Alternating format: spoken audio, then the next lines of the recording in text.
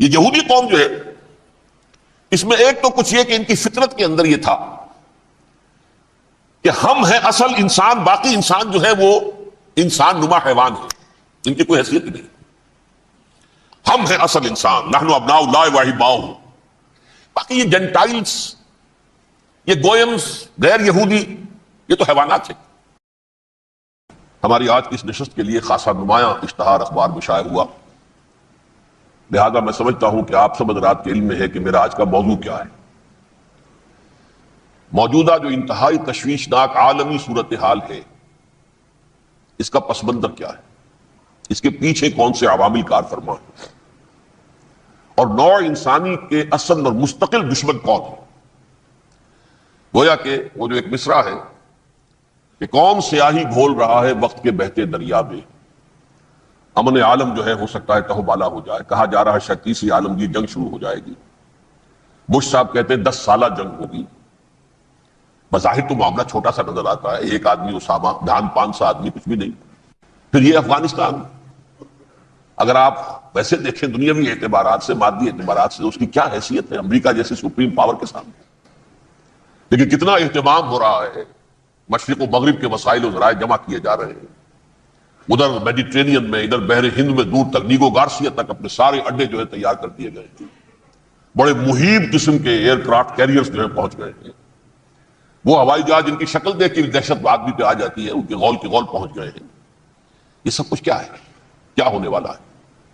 اس کے حوالے سے میں آج آپ کے سامنے اس وقت کا عالم کیا ہے، اس کا پس منظر کیا ہے، پیش منظر کیا ہے، کیا ہونے جا رہا ہے، کیا کچھ ہونے والا ہے، اور پیچھے کون اصل کیریکٹرز ہیں کہ جو کار فرما ہے، میں اس کا آج جائزہ پیش کرنے چلا ہوں. دیکھیں، سب سے پہلی بات، انسانیت کا اور نوع انسانی کا ازلی اور ابدی دشمن وہ ابلیس لعین ہے. یہ چونکہ چیزیں ایسی ہیں کہ جو ما وراء الطبیعات سے متعلق ہیں. ابلیس جن ہے، جن انویزیبل ورلڈ سے تعلق رکھتا ہے، غیر مرئی جو نظر نہیں آتی. فرشتے انویزیبل ورلڈ سے تعلق رکھتے ہیں، غیر مرئی جو نظر نہیں آتے. یہ ہم جو ہے اور یہ حیوانات دنیا میں جو ہے یہ مرئی ہے، ویزیبل. آج کا عام ذہن جو انسان کا بن چکا ہے، سائنٹزم جسے کہا جاتا ہے، سائنسی نقطہ نظر، اس کا عام لوگوں پر بھی اثر یہ ہوا ہے کہ جو انویزیبل ورلڈ ہے اس کی باتوں کی طرف توجہ نہیں کرتے. ہاں، عقیدہ تو ہے کہ ہے، جن بھی ہے، فرشتے بھی ہیں، لیکن کوئی ان کی اہمیت ہماری نگاہوں میں نہیں. ساری نگاہیں مرکوز ہے visible world, physical world. Meta physics کا تو مضمون بھی ہم سمجھ رہے ہیں کہ ختم کر دینا چاہیے. یونیورسٹیز سے فلسفے کے ڈپارٹمنٹس ختم ہو رہے ہیں. کیا ضرورت ہے اس کی؟ اصل شے یہ دنیا ہے، یہ عالم ہے، یہ کائنات ہے، یہ مادہ ہے، یہ حیات انسانی، حیات دنیاوی ہے. اس پر میرا جو مارکت الارا مضمون تھا 1967 کی جون میں جو چھپا تھا، اسلام کی نشرت ثانیہ کرنے کا اصل کام، کہ جو عہد حاضر کی جو تہذیب ہے اس کے 3 بنیادی اصول کیا ہیں. خدا ہے یا نہیں ہے چھوڑو، اس بحث میں نہ پڑھو. کائنات تو ہے نا، مادہ تو ہے نا، روح کوئی شے ہے یا نہیں ہے کیا پتا، کسی نے دیکھی نہیں آج تک. لہذا اس کے بارے میں گفتگو کا فائدہ کیا، وقت کا سیاح. عالم آخرہ کوئی ہے یا نہیں ہے کیا پتا، کس نے آ کے بتایا مرنے کے بعد. لہذا اس بحث میں نہ پڑھو. یہ عالم دنیا تو ہے نا، اٹس ویری مچ پریزنٹ. لہذا ساری توجہ اس پر صرف کرو. تو خدا کے مقابلے میں کائنات پر توجہ، روح کے مقابلے میں مادے اور جسم پر توجہ، حیات اخروی کے مقابلے میں حیات دنیاوی پر توجہ. یہ ہے اصل میں کرکس آف دی میٹر، اس تہذیب جدید کا خلاصہ. اس اعتبار سے میں کہہ رہا ہوں کہ بعض باتیں میری آپ کو ذرا ایسی لگیں گی کہ جو شاید ماحول سے کچھ زیادہ متعلق نہیں، لیکن وہ دین کی بڑی بنیادی بات ہے. دیکھیے، اللہ تعالیٰ نے جو مخلوقات پیدا کی ہیں ان میں ایک تقسیم تو ہو سکتی ہے ذی حیات اور بغیر حیات، جاندار چیزیں اور بے جان چیزیں. بے جان چیزیں بے شمار، یہ تمام فلکیات، یہ پوری کائنات، یہ زمین، یہ پہاڑ، یہ شجر و حجر، کیا. لیکن ایک ہے جاندار. ان جانداروں میں ایک تقسیم ہے، 2 کا تعلق غیر مرئی دنیا سے ہے، انویزیبل ورلڈ سے. فرشتے جو دکھائی نہیں دیتے، ان کی پیدائش ہوئی ہے نور سے. دوسرے جنات جو انسانوں سے پہلے پیدا کیے گئے، آدم سے پہلے. والجان خلقناہ من قبل من نار السموم، جنات کو تو ہم بہت پہلے پیدا کر چکے تھے آگ کی لو سے، وہ بھی نظر نہیں آتے. تیسرے انسان اور اس دنیا میں جتنے بھی حیوانات ہیں، ان کا جو مادہ ہے وہ ارض، یہ زمین ہے، یہ مٹی سے بنے، تراب سے بنے، کرسٹ آف دی ارتھ سے بنے. اب ان میں ایک تقسیم ہے، ایک وہ ہے، ان تمام میں شعور تو ہے، حیوانات میں بھی شعور ہے، خود شعوری جسے کہتے ہیں سیلف کانشسنس، یہ صرف تین میں ہے، فرشتہ، جن اور انسان. حیوانات میں خود شعوری نہیں ہے، کانشسنس ہے، سیلف کانشسنس نہیں ہے. دونوں سی بات سے سمجھا دوں آپ کو، میں دیکھ رہا ہوں، آپ مجھے دیکھ رہے ہیں. کتا بھی کوئی یہاں ہوتا تو مجھے دیکھ رہا ہوتا، لیکن کتے کو مجھے دیکھتے ہوئے یہ احساس نہیں ہوتا کہ میں دیکھ رہا ہوں. یعنی کتے کو یہ احساس نہیں ہوتا کہ وہ دیکھ رہا ہے، مجھے دیکھ تو رہا ہے، اس کو میں کا احساس نہیں ہے کچھ. میں جب دیکھ رہا ہوں تو میں سمجھتا ہوں میں دیکھ رہا ہوں، میں ہوں کوئی شے جو دیکھ رہا ہوں. یہ خود شعوری ہے، سیلف کانشسنس. کسی بھی کام کو کرتے ہوئے اپنے وجود کا احساس، میرا فیصلہ ہے، میری رائے ہے، یہ ہے در حقیقت سیلف کانشسنس، انا، سیلف، خودی. یہ حیوانات میں نہیں ہے، یہ ہے صرف ملائکہ، جنات اور انسان. اب یہاں مسئلہ پڑ گیا، بڑا پرپیچ مسئلہ. اللہ تعالیٰ نے پہلے حضرت ملائکہ کو پیدا کیا اور انسانی ارواح کو پیدا کیا دور سے، پھر ناگ سے پیدا کیا، نار سے، آگ سے جنات کو، پھر مٹی سے بنایا، آدم کا حیولہ، اس میں روح پھونک دی، اب آدم بن گئے. اعلان یہ کر دیا کہ خلافت ارضی جو ہے وہ آدم کو عطا کی جا رہی. یہ پیچ پڑ گیا. اس پر تھوڑا سا اشکال تو فرشتوں کو بھی ہوا، قرآن میں ہے سورہ بقرہ کے 4 رکوع میں، أَتَجْعَلُ فِيهَا مَن يُفْسِدُ فِيهَا وَيَسْفِكُ الدِّمَاءَ وَنَحْنُ نُسَبِّحُ بِحَمْدِكَ وَنُقَدِّسُ لَكَ.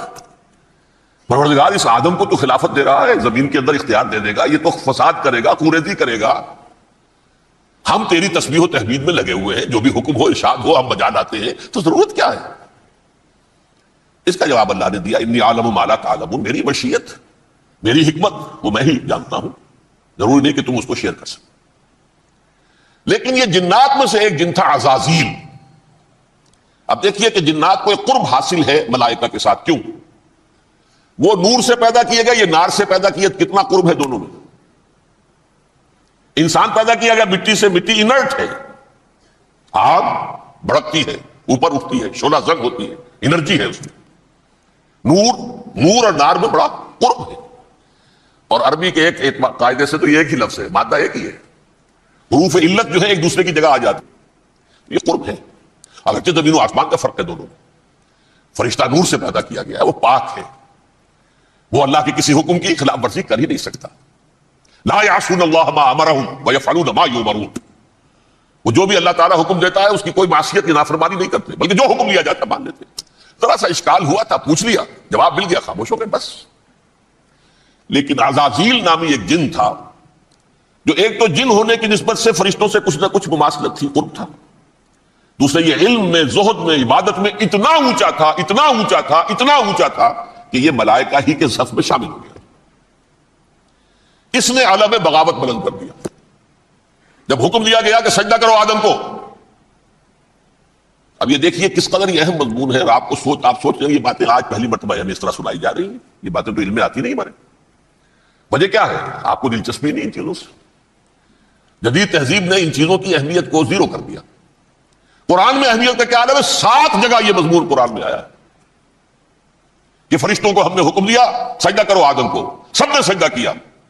فسجد الملائکۃ کلھم اجمعون، سارے کے سارے، کل کے کل، سب نے مل کر سجدہ کیا آدم کو. اللہ کے حکم تھی، فوراً تعمیل کر دی. الا ابلیس ابا واستکبر وکان من الکافرین.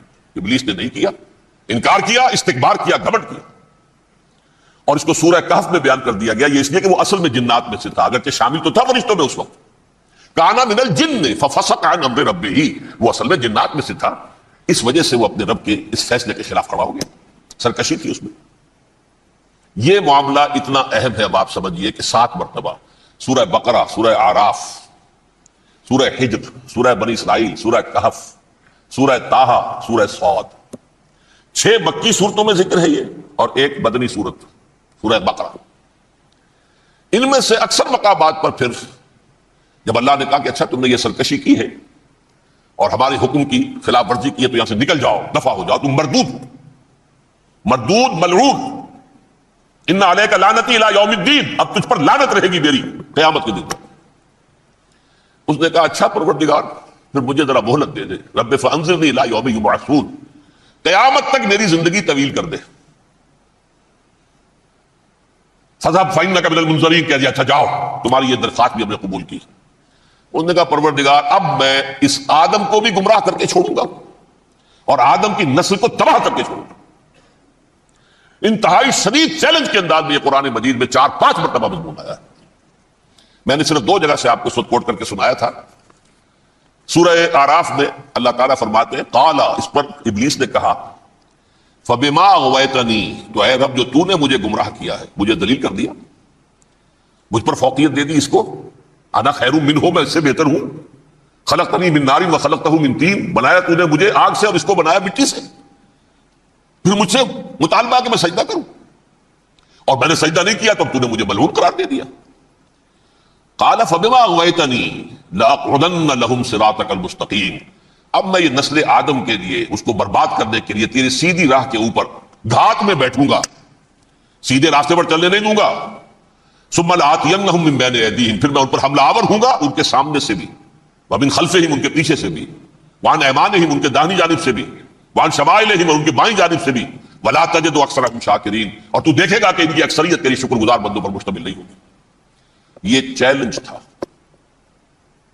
اور ایک چھوٹا سا چیلنج جو سورہ صاد میں آیا ہے، اور یہاں تو اس نے اللہ کے جلال کی قسم کھا کر کہا قال فبعزتک لأغوینہم اجمعین، اے رب تیری عزت، تیرے جلال کی قسم ہے میں ان سب کو گمراہ کر کے چھوڑوں گا، الا عبادک منہم المخلصین، سوائے ان میں سے وہ کچھ لوگ جنہیں تو خالص اپنا بندہ بنا لے، جنہیں تو اپنا بندہ بنا لے۔ مخلص، مخلص نہیں، مخلص یہ مفعول ہے، فاعل نہیں ہے، جسے تو بنا لے۔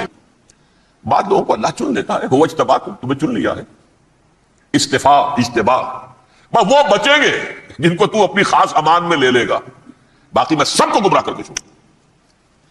یہ ہے اصل دنیا میں نوع انسانی کا ابدی دشمن، ازلی سے ابدی تک۔ اور اس میں نوٹ کیجئے کہ اس کی اصل بنیاد کیا ہوئی؟ 2 لفظ، تکبر اور حسد۔ استکبرا، تکبر کیا، انا خیر منہ، میں اس سے بہتر ہوں۔ یہ ساری بس کی گانٹھ یہی ہے، سب سے بڑی گمراہی کی وجہ یہی ہے۔ اسی لیے کہا ہے حدیث میں لن يدخل الجنہ من کان فی قلبہ مثقال حبۃ من کبر، جنت میں ہرگز وہ شخص کبھی بھی داخل نہیں ہو سکے گا جس کے دل میں رائے کے دانے کے برابر بھی کبر ہے۔ تکبر سب سے بڑا جرم۔ الکبر ردائی، اللہ فرماتا ہے یہ تکبر، یہ تو میری چادر ہے۔ کوئی شخص تکبر کرتا ہے تو گویا میری چادر گھسیٹ رہا ہے میرے کندھے سے۔ عرب میں کسی شخص کی توہین کرنی ہوتی تھی تو اس کی چادر گھسیٹتے تھے، ننگا کر دیا گویا۔ یہ میری ردائی ہے، الکبر ردائی، یہ میری چادر ہے، یہ جامہ مجھے زیب دیتا ہے، مجھ پر راستہ تھا۔ اور حسد، آدم کو جو برتری عطا ہو گئی اس حسد کی آگ میں وہ جل رہا ہے اور اس کا انتقام لینا چاہتا ہے۔ آدم سے بھی، آدم کو بھی گمراہ کیا، جنت سے نکلوایا، ویسے نکلنا تو انہیں تھا ہی مشیت اذن میں، لیکن فوری طور پر اللہ کے حکم کی خلاف ورزی تو کروائی نا۔ فعصى آدم ربہ فغوى، آدم نے اپنے رب کے حکم کی نافرمانی کی اور گمراہ ہوا عارضی طور پر۔ یہ دوسری بات ہے، توبہ کر لی، اللہ نے توبہ قبول فرما لی، معاف کر دیا۔ کوئی مستقل جو ہے وہ نسل انسانی پر اس گناہ کا اثر متوارث طور پر نہیں آ رہا ہے، ختم ہو چکا معاملہ، ہوا تھا ہو گیا۔ فتلقى آدم من ربہ کلمات فتاب علیہ انہ هو التواب الرحیم۔ اور توبہ کی شان یہ ہے جب وہ قبول ہو جائے اللہ کی جناب میں، کیا تائب من الذنب کمن لا ذنب له، گناہ سے توبہ کرنے والا ایسے ہوتا ہے جیسے اس نے کبھی گناہ کیا ہی نہیں تھا۔ لیکن بہرحال وہ گمراہ کرنے میں کامیاب ہو گیا، حضرت آدم اور حوا کو بھی۔ اور نوع انسانی کی عظیم اکثریت، عظیم اکثریت، عظیم اکثریت اس کے داؤ میں آئی ہوئی ہے نہیں۔ کتنے ہیں وہ عباد اللہ المخلصین، الا عبادک منہم المخلصین، کتنے جو واقعتاً خالصتاً اللہ کے بندے بن گئے، جنہیں اللہ نے اپنا بنا لیا، اپنا قرار دے دیا۔ اب اس کے ساتھ نوٹ کیجئے، اس ابلیس کے ساتھ ایک فوج بھی ہے جسے قرآن مجید میں کہا گیا ہے یہ اس کی پارٹی ہے، حزب الشیطان، یہ اکیلا نہیں ہے۔ ایک تو وہ عزازیل ہے، اس کی طویل ترین عمر اللہ نے دے دی، وہ تو قیامت تک رہے گا۔ باقی بھی جنات جو ہیں ان کی نسل میں سے، جو اس کی نوع میں سے، اس کی نسل میں سے، جنات کی عمریں انسانوں کی عمروں سے زیادہ ہیں، بہت زیادہ ہیں، لیکن پھر بھی اتنی نہیں ہے۔ یہ خاص ہے اس کا معاملہ کہ اس نے کہا تھا رب انظرنی الی یوم یبعثون، مجھے دے دے مہلت اس وقت تک تاکہ میں ثابت کر کے دکھا دوں کہ جسے تو نے یہ خلافت دیا یہ اس کا اہل نہیں ہے۔ Let me prove this point ولا تجد اکثرهم شاکرین، تو ان کی اکثریت کو شکر گزار نہیں پائے گا۔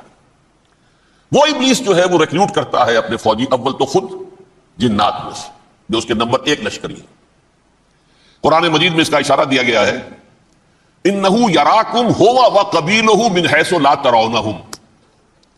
دیکھو لوگوں، اے انسانوں، وہ ابلیس لعین عزازیل اور جو اس کے قبیلے کے لوگ ہیں، جنات ہیں، وہ تمہیں وہاں سے دیکھتے ہیں، تاکتے ہیں اور حملہ کرتے ہیں جہاں سے تم انہیں نہیں دیکھتے۔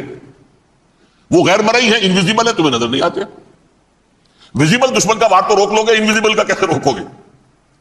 انہو یراکم ہوا وقبیلہ، اکیلا ہی نہیں ہے وہ تو تمہیں تاکتا ہے، تم پر حملہ کرتا ہے، گھات میں لگ کر جو ہے تمہارے اوپر حملہ کرتا ہے، وہ بھی اور اس کے ساتھ اس کے قبیلے کے لوگ جنات بھی، من حیث لا ترونہم، جہاں سے کہ تم انہیں نہیں دیکھتے۔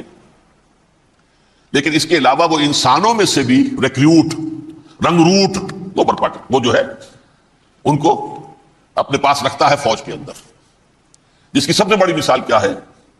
سورہ مجادلہ میں اللہ تعالیٰ نے منافق، حالانکہ وہ کون تھے؟ بظاہر حضور کا کلمہ پڑھنے والے، حضور کے پیچھے نماز پڑھنے والے، اسلام کا دعویٰ کرنے والے، ان کو اللہ فرماتا ہے اولئک حزب الشیطان الا ان حزب الشیطان هم الخاسرون، یہ شیطان کی پارٹی کے لوگ ہیں۔ وہاں مقابلے میں آیا ہے اولئک حزب اللہ الا ان حزب اللہ هم المفلحون، یہ دو پارٹیاں ہیں، حزب اللہ اللہ کی پارٹی جو اس کے مخلص بندے ہیں وہ اللہ کی پارٹی، اور جو شیطان کے مرید بن گئے اس کے ہاتھ پر بیعت کر لی، لہذا وہ اس شیطان کی پارٹی کے لوگ ہیں، چاہے وہ انسان ہو چاہے جن ہو۔ تو انسانوں میں سے بھی اس کے حزب میں، اس کی پارٹی میں اس کے ایجنٹ ہیں اور بہت ہیں، بلکہ بہت سے تو ایسے ہیں کہ جو جنات کے بھی کان کتر دیں، ان کو بھی شیطنت سکھا دیں، پڑھا دیں۔ لیکن اب ایک بات سمجھیے، ایک دنیا میں نسل اور قوم بھی ایسی ہے جو ایک خاص وقت سے بحیثیت مجموعی من حیث القوم ابلیس کی ایجنٹ بن گئی ہے۔ وہ کون ہے؟ وہ یہودی ہے۔ یہ یہودی قوم جو ہے، اس میں ایک تو کچھ یہ کہ ان کی فطرت کے اندر یہ تھا کہ ہم ہیں اصل انسان، باقی انسان جو ہے وہ انسان نما حیوان ہے، ان کی کوئی حیثیت ہی نہیں، ہم ہیں اصل انسان، نحن ابناء اللہ واحباؤہ۔ باقی یہ جنٹائلز، یہ گوئمز، غیر یہودی، یہ تو حیوانات ہیں۔ اب جیسے کہ انسانوں کو حق ہے کہ حیوانوں کو ایکسپلائٹ کریں، استعمال کریں، گھوڑے کو آپ ٹانگے میں باندھتے ہیں کہ نہیں؟ اس کی پسینے کی اور محنت کی کمائی ہے جو کھاتا ہے ٹانگا چلانے والا۔ البتہ یہ ضرور ہے کہ چونکہ اگلے روز پھر جوتنا ہے تو کچھ نہ کچھ تو اسے بھی کھلائے گا نا، اپنی کمائی میں سے کچھ دانے کھلائے گا، کچھ اور گھاس دے گا، یا بیل کو جوتنا ہے ہل میں تو کچھ نہ کچھ اس کو دینا ہوگا کھانے کو، لیکن پھر اسے استعمال کرنا۔ تو ان کا مستقل قول یہ ہے کہ اصل انسان ہم ہیں، باقی پوری نوع انسانی ہمارے لیے حیوانوں کے درجے میں، ہم چاہیں جس طرح انہیں استعمال کریں، ایکسپلائٹ کریں، دھوکہ دیں، جیسے چاہیں، لوٹیں کھسوٹیں، سب کچھ کریں، بدہضی کریں، ان سے سود لیں، سب کریں، جو بھی ممکن طریقہ ہو، یہ ہمارے لیے، ہم ڈومینیٹ کریں گے، اور یہ در حقیقت ہمارے اعلی کار ہے۔ ایک تو اس اعتبار سے یہود بقیہ پوری نوع انسانی کے دشمن بن گئے۔ قرآن مجید کی وہ آیت بھی میں نے آپ کو سنائی ہے، وَقَالُوا لَيْسَ عَلَيْنَا فِي الْأُمِّيِّينَ سَبِيلٌ، یہ امیین کہتے تھے نا ان کو، جو غیر یہودی ہیں، کیونکہ ان کے پاس کتاب تھی، تورات تھی، اور کتاب نہیں تھی کسی کے پاس، لہذا یہ صحیح ان پڑھ ہے، پاگل ہے، جاہل ہے، امی ہے، ہم ہیں صاحب کتاب، ہمارے پاس شریعت، ہمارے پاس کتاب، یہ لوگ ان پڑھ ہیں، جاہل۔ لیس علینا فی الامیین سبیل، ان امیین کو ہم لوٹیں کھسوٹیں، دھوکہ دیں، فریب سے جو کریں، چوری کریں، ڈاکہ ڈالیں، جیب کے قطرے، جس طرح بھی کریں ہمارے لیے جائز ہے، ہمارے اوپر کوئی گرفت نہیں ہوگی۔ اللہ تعالیٰ ہم سے یہ نہیں پوچھے گا تم نے جھوٹ کیوں بولا تھا اس کے ساتھ، تم نے وعدہ خلافی کیوں کی تھی اس کے ساتھ، تم نے کیوں دھوکہ دیا تھا اس کو، تم نے کیوں اس کا مال جو ہے غبن کر لیا تھا، ہڑپ کر لیا، نہیں، ہم پر کچھ نہیں ہے۔ اس اعتبار سے ایک تو یہ انسانیت کی دشمنی ان کی گھٹی میں پڑ گئی، اس غلط خیال کی وجہ سے ہم تو بخشے بخشائے ہیں، we are the chosen people of the Lord, ہمیں تو اللہ اگر جہنم میں داخل بھی کرے گا تو صرف چند دن، لن تمسنا النار الا ایاما معدودات، باقی اصل میں تو ہم تو اللہ کے پسندیدہ، نحن ابناء اللہ واحباؤہ، اس کے بیٹوں کے مانند بڑے چہیتے ہیں، لاڈلے ہیں، یہ باقی دنیا باقی انسان ہماری چراہ گاہ ہے، جیسے چاہے چرے، جس طرح چاہے ہڑپ کر جائے. یہ تو ان کا پہلے سے مستقل معاملہ تھا. لیکن اس کے بعد ان کی تاریخ میں ایک دور وہ آیا جب حضرت مسیح علیہ السلام ان میں مبعوث کیے گئے. یہ 1400 سالہ تاریخ کا کلائمیکس ہے یہود کی. جب کتاب انہیں دی گئی تھی تورات حضرت موسیٰ کے ذریعے، وہ 1400 قبل مسیح کا واقعہ ہے. اس وقت سے لے کر اللہ کا وہ فضل ان پر ہوا کہ کوئی ایک لمحہ ایسا نہیں آیا 1400 برس میں کہ ان کے ہاں کوئی نہ کوئی نبی موجود ہو. یہ تار ٹوٹا ہی نہیں. 2 سے شروع ہوا، موسیٰ ہارون علیہ السلام، اور 1400 برس کے بعد پھر آخری 2 ہے، عیسیٰ اور یحییٰ علیہ السلام. یوں سمجھ لیجئے. اور اس کے درمیان یہ تار ہے، اور اس تار میں کوئی ایک لمحہ ایسا نہیں آیا کہ کوئی نبی موجود ہو. اس میں اتار چڑھاؤ بہت سے آئے ہیں، اس کا وہ میرا موضوع نہیں ہے. اس وقت قبل مسیح کی تعریف جو ہے وہ میرا موضوع نہیں ہے. قرآن مجید میں سورہ بنی اسرائیل کے پہلے رکوع میں اس کا تذکرہ موجود ہے. وَقَضَيْنَا إِلَىٰ بَنِي إِسْرَائِيلَ فِي الْكِتَابِ لَتُفْسِدُنَّ فِي الْأَرْضِ مَرَّتَيْنِ وَلَتَعْلُنَّ عُلُوًّا كَبِيرًا. 2 مرتبہ ان پر عذاب کے کوڑے برسے. پہلے اشوریوں کے ذریعے سے جو شامی تھے، سیرینز اشوری کہلاتے، پھر بابلیوں کے ذریعے سے یعنی عراقیوں کے ذریعے سے، بیبیلونیا نام تھا عراق کا پہلے. ان پر بہت بڑی بڑی تباہیاں آئی، اللہ تعالیٰ کی طرف سے عذاب آئے. اس کے بعد پھر دوسرے دور میں دوسرا اقتدار کا دور آیا، خربستیاں بڑھ گئیں. تو پہلے گریکس کے ذریعے سے، یونانیوں کے ذریعے سے، اور پھر رومیوں کے ذریعے سے پسوایا گیا. یہ دور گزر چکے تھے ان پر، 2 عروج کے دور اور 2 زوال کے دور. میری چھوٹی سی کتاب ہے تنظیم اسلامی کا تاریخی پس منظر، شاید 6-7 روپے کی ہوگی. اس کو آپ دیکھیں گے تو اس میں اس کا پورا نقشہ آپ کو مل جائے گا. ویسے تو یہ کہ میری جو ذرا بڑی کتاب ہے سابقہ اور موجودہ مسلمان امتوں کا ماضی، حال اور مستقبل، اس میں میں نے ان معاملات کو بڑی تفصیل سے بحث کی تھی. بہرحال یہ جو دور تھا ان کا 1400 سالہ، وہ اونچ نیچ سے ہوتا ہوا جب آیا ہے حضرت مسیح کی بعثت پر، تو ان کی شرارت کی انتہا یہ ہو گئی کہ اللہ تعالیٰ نے مسیح کو رسول بنا کر بھیجا. رسولاً الی بنی اسرائیل. حضرت موسیٰ اور حضرت عیسیٰ کے درمیان رسول کوئی نہیں ہے، سب نبی ہیں. حضرت موسیٰ رسول تھے اور حضرت عیسیٰ رسول ہیں. درمیان میں داؤد ہو، سلیمان ہو، یشعیاء ہو، زکریا ہو، یہ سب نبی ہے. یحییٰ نبی ہے، رسول نہیں ہے. لہذا وہ شہید کر دیے گئے. رسول شہید نہیں ہو سکتا، قتل نہیں ہو سکتا. لیکن عیسیٰ اور موسیٰ کے درمیان 1400 برس ان کے جو ہیں، اس کا کلائمیکس ہے حضرت مسیح علیہ السلام کی بعثت. اور حضرت مسیح علیہ السلام کو جسے اللہ نے اپنی روح قرار دیا، روح منہ، کلمتہ القاہا الی مریم، اللہ کا کلمہ. عظیم ترین معجزات. انہوں نے کیا کہا؟ یہ ولد الزنا ہے، حرام زادہ ہے، معاذ اللہ، نقل کفر نباشت. یہ جادوگر ہے، یہ مرتد ہے، یہ واجب القتل. اصل حکومت اس وقت رومیوں کی تھی حکومت، لیکن انہوں نے انہیں آٹونومی دے رکھی تھی، اپنے مذہبی معاملات تم خود طے کر سکتے ہو. تو قائفاس جو اس وقت کا ان کا ہیڈ ربائی تھا سب سے بڑا، اس کی عدالت نے فیصلہ کیا مسیح کو سولی چڑھا دیا جائے. پائلیٹس پونٹس اس کے پاس ان کی یادداشت پہنچ گئی، یہ ہمارا مجرم ہے مذہبی، یہ مرتد ہے، یہ کافر ہے، یہ جادوگر ہے، یہ واجب القتل ہے، اسے قتل کرو، سولی چڑھا دو. خیر وہ لمبی بات ہو جائے گی. اس نے تو اپنے ہاتھ دھوئے کہ صاحب ہمارے پاس کوئی جرم نہیں ہے اس کے خلاف، تم کہتے تو ٹھیک ہے سولی چڑھا دیتے. یہ دوسری بات ہے کہ اللہ نے حضرت مسیح کو اٹھا لیا آسمان پر. ان کی جگہ وہ شخص سولی چڑھا جس نے غداری کر کے گرفتار کروایا تھا، جوڈاس اسکیریوٹ. اس کی شکل اللہ نے بدل دی حضرت مسیح کی سی، اور حضرت مسیح کو فرشتے اٹھا کے اوپر لے گئے، وہ زندہ آسمان پر اٹھا لیے گئے. اور یہ ساری تفاصیل نہ قرآن میں ہے نہ حدیث میں ہے، یہ انجیل میں ہے. لیکن انجیل کون سی؟ برنباس کی انجیل. Gospel of the Lord according to Saint Barnabas. یہ حواریین مسیح میں سے تھے، لیکن عیسائی ان کو تسلیم نہیں کرتے، ان کی بائبل کو صحیح نہیں مانتے، کینونیکل نہیں مانتے. 100 انجیلیں تھیں، 104 تھیں، جن میں سے 4 چنی ہیں انہوں نے. یہ متی اور جان اور مرکس مارکس یہ ہے. یہ 4 انجیلیں ہیں، انہوں نے تسلیم کی کہ یہ کینونیکلز ہیں، یہ تو ہیں حقیقی. باقی جو ہے 100 اس کو وہ تسلیم نہیں کرتے. ان میں سے ایک ہے یہ برنباس. اس میں یہ تفصیل ہے کہ اللہ تعالیٰ نے اس شخص کی، جیوڈاس کی، یہودا جیوڈاس اس کو انگریزی میں کہتے ہیں، اس کی شکل بدل دی حضرت مسیح کی سی. وہ گرفتار ہوا، وہ سولی چڑھا. وہ غدار تھا، غداری کی سزا اسے ملنی تھی، وہ مل گئی. حضرت مسیح کو فرشتے 4 اٹھ رہے ہیں. جس کوٹڑی میں حضرت مسیح مقیم تھے، ایک باغ کے اندر وہ کوٹھ تھے، اس کی چھت پھٹی ہے، 4 فرشتے آئے ہیں، حضرت مسیح کو اٹھا کر لے گئے ہیں. چھت برابر ہو گئی ہے. اس کے بعد وہ شخص پکڑا گیا. بہرحال حضرت مسیح کو اللہ نے اٹھا لیا آسمان. لیکن وہ دن ہے کہ اس قوم کو اب مغضوب علیہم قرار دے دیا گیا.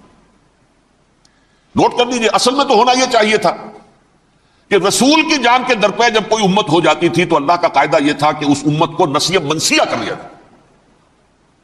حضرت نوح کی قوم کو ختم کیا یا نہیں؟ حضرت ہود کی نگاہوں کے سامنے قوم عاد برباد کی گئی یا نہیں؟ حضرت صالح کی نگاہوں کے سامنے قوم سمود برباد ہوئی؟ یہ اللہ کا قاعدہ رہا۔ صدوم اور عمورہ کی بستیاں حضرت لوط علیہ السلام جہاں بھیجے گئے، مدین کا علاقہ جہاں حضرت شعیب بھیجے گئے، آل فرعون جن کی طرف موسیٰ کو بھیجا گیا، سب ہلاک کر دیے گئے۔ کیونکہ رسولوں کے بارے میں اللہ کا ذات، نبیوں کے بارے میں یہ بات نہیں ہے۔ نبی آیا، اس نے دعوت دی، جس نے مان لیا اچھا کیا، اپنے لیے اچھا کیا، نہیں مانا اس کی اپنی جو ہے آپ برباد ہو گئی۔ دنیا میں کوئی فیصلہ اس کا نہیں ہوتا، لیکن رسولوں کا معاملہ یہ ہوتا ہے کہ دنیا میں وہ اللہ کی عدالت بن کر آتے ہیں، مانو گے تو بچو گے، نہیں مانو گے ہلاک ہو۔ تو اس اعتبار سے وہ مستحق تو ہو چکے تھے اس کے کہ انہیں ہلاک کر دیا جائے۔ اب اللہ کی کوئی خصوصی مشیت ہے، اس میں کیا حکمت ہے وہ ہے ایک حکمت، میں بعد میں اگر وقت ہوا تو بتاؤں گا۔ فیصلہ یہ کیا اللہ نے کہ حضرت مسیح کو تو اٹھا لیا زندہ، اور ان کی رسی ابھی مزید دراز کر دی، کہ ان کو ابھی مہلت دے دی کہ تمہیں آخری 30 سال، جس کو عذاب اکبر کہتا ہے قرآن، سورہ سجدہ جو حضور ہر جمعے کی پہلی رکعت میں فجر میں پڑھتے تھے، وَلَنُذِيقَنَّهُم مِّنَ الْعَذَابِ الْأَدْنَىٰ دُونَ الْعَذَابِ الْأَكْبَرِ لَعَلَّهُمْ يَرْجِعُونَ۔ چھوٹے چھوٹے عذاب اور ایک بڑا عذاب، جبکہ قوم بالکل برباد، نسیم منسیہ، کأن لم یغنوا فیہا، ایسے ہو جائیں جیسے کوئی تھے ہی نہیں آبادیاں، لا یرا الا مساکنہم، اب ان کے مسکن نظر آتے ہیں، مکین نظر نہیں آتے۔ وہ طریقہ کیا ہے؟ 1949 اور 50 میں جو عمل شروع ہوا تھا، جو اس کے بعد سے آج تک جو ہے ختم ہو گیا، اس کو اثر دور شروع کیا جائے، دوڑ پیچھے کی طرف اے گردش ایام کی۔ 49 میں کیا ہوا تھا؟ قرارداد مقاصد، وہ گویا کہ پاکستان میں نظام خلافت کی جڑ تھی جو رکھ دی گئی تھی کہ sovereignty belongs to Allah and whatever authority we have it's a sacred امانت، یہ تو اصل میں استعمال کی جائے گی یہ قوت کتاب و سنت کے دائرے کے اندر اندر۔ this is خلافہ۔ یہ عذاب اکبر جو ہے وہ ان پر نہیں آیا، حالانکہ وہ مستحق ہو گئے تھے اسی وقت۔ اس کو یوں سمجھیے کہ کسی شخص کو پھانسی کا حکم تو ہو جائے، ایگزیکیوشن نہیں ہوتا ہے، کئی سال گزر جاتے ہیں پڑے ہوئے، اور معاملات جو ہیں وہ چلتے رہتے ہیں۔ یہ معاملہ ہوا اس کے ساتھ، ورنہ یہ مستحق ہو چکے تھے آخری بربادی تباہی کے، عذاب استیصال، جڑ سے کاٹ دینے والا عذاب، وہ آ سکتا تھا ان پر اسی وقت، لیکن اللہ نے ان کو مہلت دراز کی۔ لیکن اس کے بعد اللہ نے ان کو ایک اور موقع دیا۔ 600 برس بعد حضرت مسیح کے محمد الرسول اللہ صلی اللہ علیہ وسلم کی بعثت ہوئی، اور یہ میں سمجھتا ہوں کہ اس قوم پر اللہ کا اتنا بڑا فضل تھا، اتنا بڑا فضل تھا، اتنا بڑا فضل تھا۔ اب پھر ایک موقع دیا، عسیٰ ربکم ان یرحمکم وان عدتم عدنا، دیکھو اب بھی تمہیں ہم ایک موقع دے رہے ہیں، تمہارا رب تمہارے اوپر اب بھی فضل کرنے کو تیار ہے، رحم فرمانے کو تیار ہے۔ ان ھذا القرآن یہدی للتی ہی اقوم، اس قرآن کے سائے میں آ جاؤ، یہ شاہدرا ہے ہدایت میں آنے کا، اس میں داخل ہو جاؤ، محمد کی تصدیق کرو صلی اللہ علیہ وسلم، دامن محمدی میں آ جاؤ، اب بھی ہم تمہارے گناہ بخش دیں۔ لیکن نہیں، اس قوم نے حضرت محمد صلی اللہ علیہ وسلم کی دشمنی کی کمر کس لی، اور اب یوں سمجھیے اس تاریخ سے لے کر آج تک یہ گٹھ جوڑ ہے۔ ظاہر بات ہے کہ ابلیس کا بھی اصل دشمن اب کون ہے، یا ہدف کون ہے، ٹارگٹ کون ہے؟ جنہوں نے محمد کو نہیں مانا صلی اللہ، وہ تو ہے ہی جہنمی، ان پر کوئی اور محنت کرنے کی ضرورت کیا ہے؟ سمجھ گئے میری بات؟ حضور کی بعثت کے بعد جنہیں حضور کو رد کر دیا، ان کو ایمان نہیں لائے، وہ کون ہے؟ کافر، وہ جہنمی ہے ہی ہے۔ لہذا اس کے اوپر کوئی محنت صرف کرنے کی ابلیس کو ضرورت نہیں، اس کا اصل ٹارگٹ امت محمد ہے صلی اللہ علیہ وسلم۔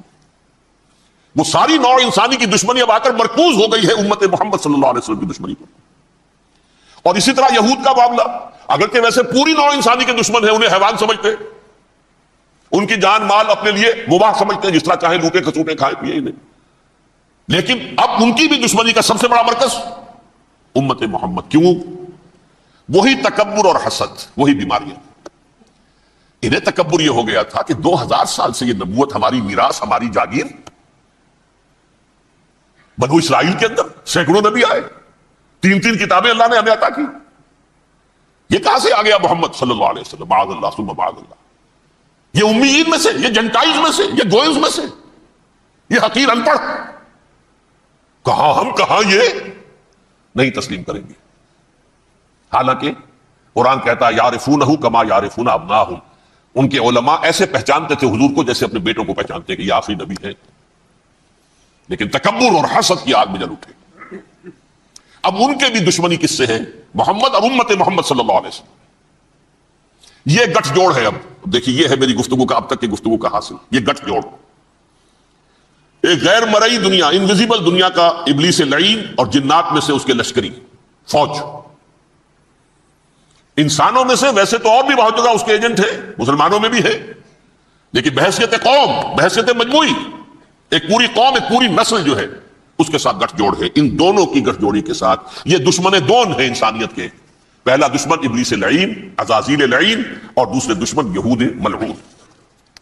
اب میں آپ کو ذرا اس جو انسانوں میں سے انسان دشمنی کا جن کا سب سے بڑا رول ہے، میں ان کی 2000 سالہ تاریخ کا آپ کے سامنے نقشہ رکھنا چاہتا ہوں۔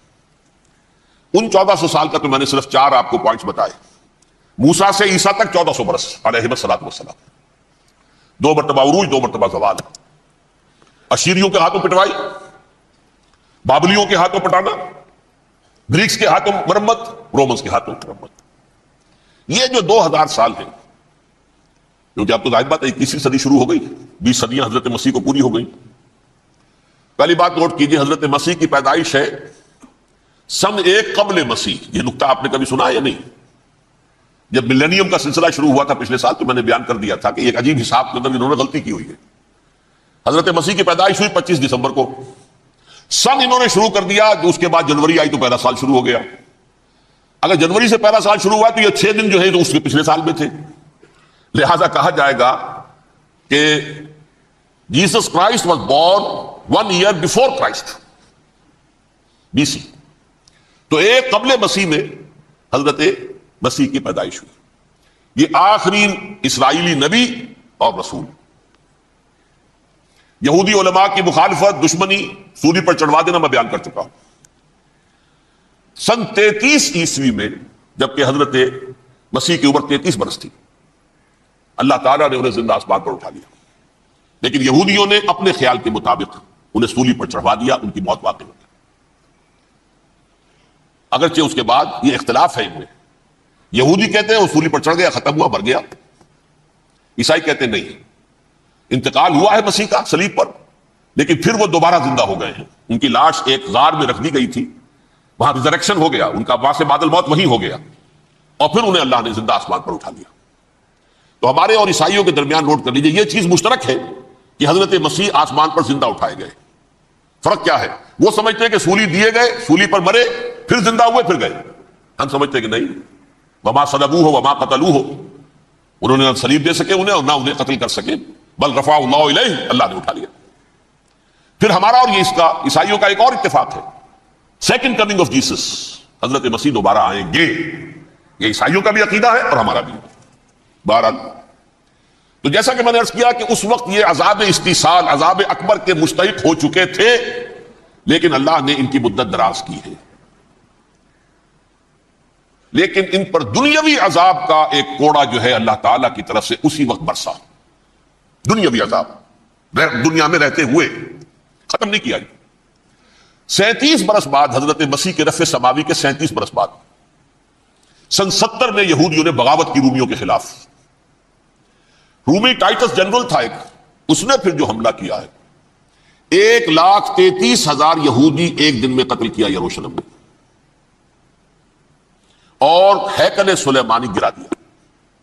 وہ ہیکل پہلے بھی گرا تھا، پہلے 1400 سال کے دوران میں بھی نبوکدنضر نے گرایا تھا، لیکن پھر اس کے 150 سال بعد انہوں نے دوبارہ بنا لیا تھا، اس لیے وہ اسے سیکنڈ ٹیمپل کہتے ہیں۔ پہلا ٹیمپل جو حضرت سلیمان نے بنایا تھا، نبوکدنضر نے گرا دیا 587 قبل مسیح میں، پھر دوبارہ انہوں نے 150 سال کے بعد بنا لیا۔ وہ اس تاریخ کا حصہ ہے، میں نے جس کے بارے میں آپ کو تفصیل نہیں بتائی۔ اس میں یہ ہوا سن 70 میں وہ گرا دیا گیا، وہ آج تک گرا پڑا ہوا ہے۔ نمبر 2 یہ کہہ دیا گیا کہ یہودیوں اس ارض فلسطین سے نکل جاؤ، تم یہاں نہیں رہ سکتے اب۔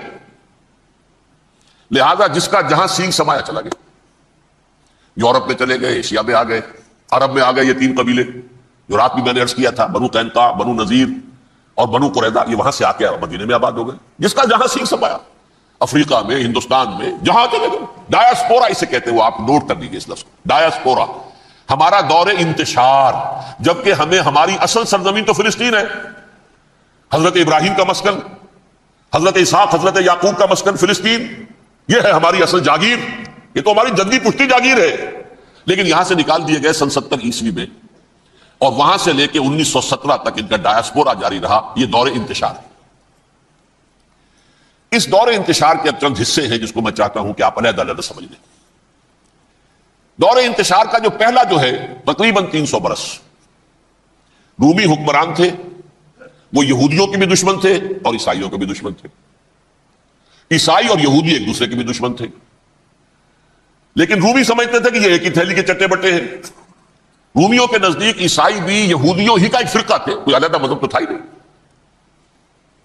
لہذا رومی جو ہیں رومنز وہ ان دونوں کو ستاتے تھے، مارتے تھے، اور یہ آپس میں لڑتے تھے، یہودی عیسائیوں کو مارتے تھے، عیسائی یہودیوں کو مارتے تھے۔ یہ ہے 300 برس تک کی تاریخ۔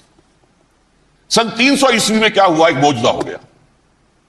بہت عظیم ایمپرر کانسٹینٹائن، قسطنطین اعظم، رومن ایمپررز میں سے بہت بڑا ایمپرر، وہ عیسائی ہو گئے۔ اب تو معاملہ بالکل تلپٹ ہو گیا، پوری سلطنت عیسائی ہو گئی۔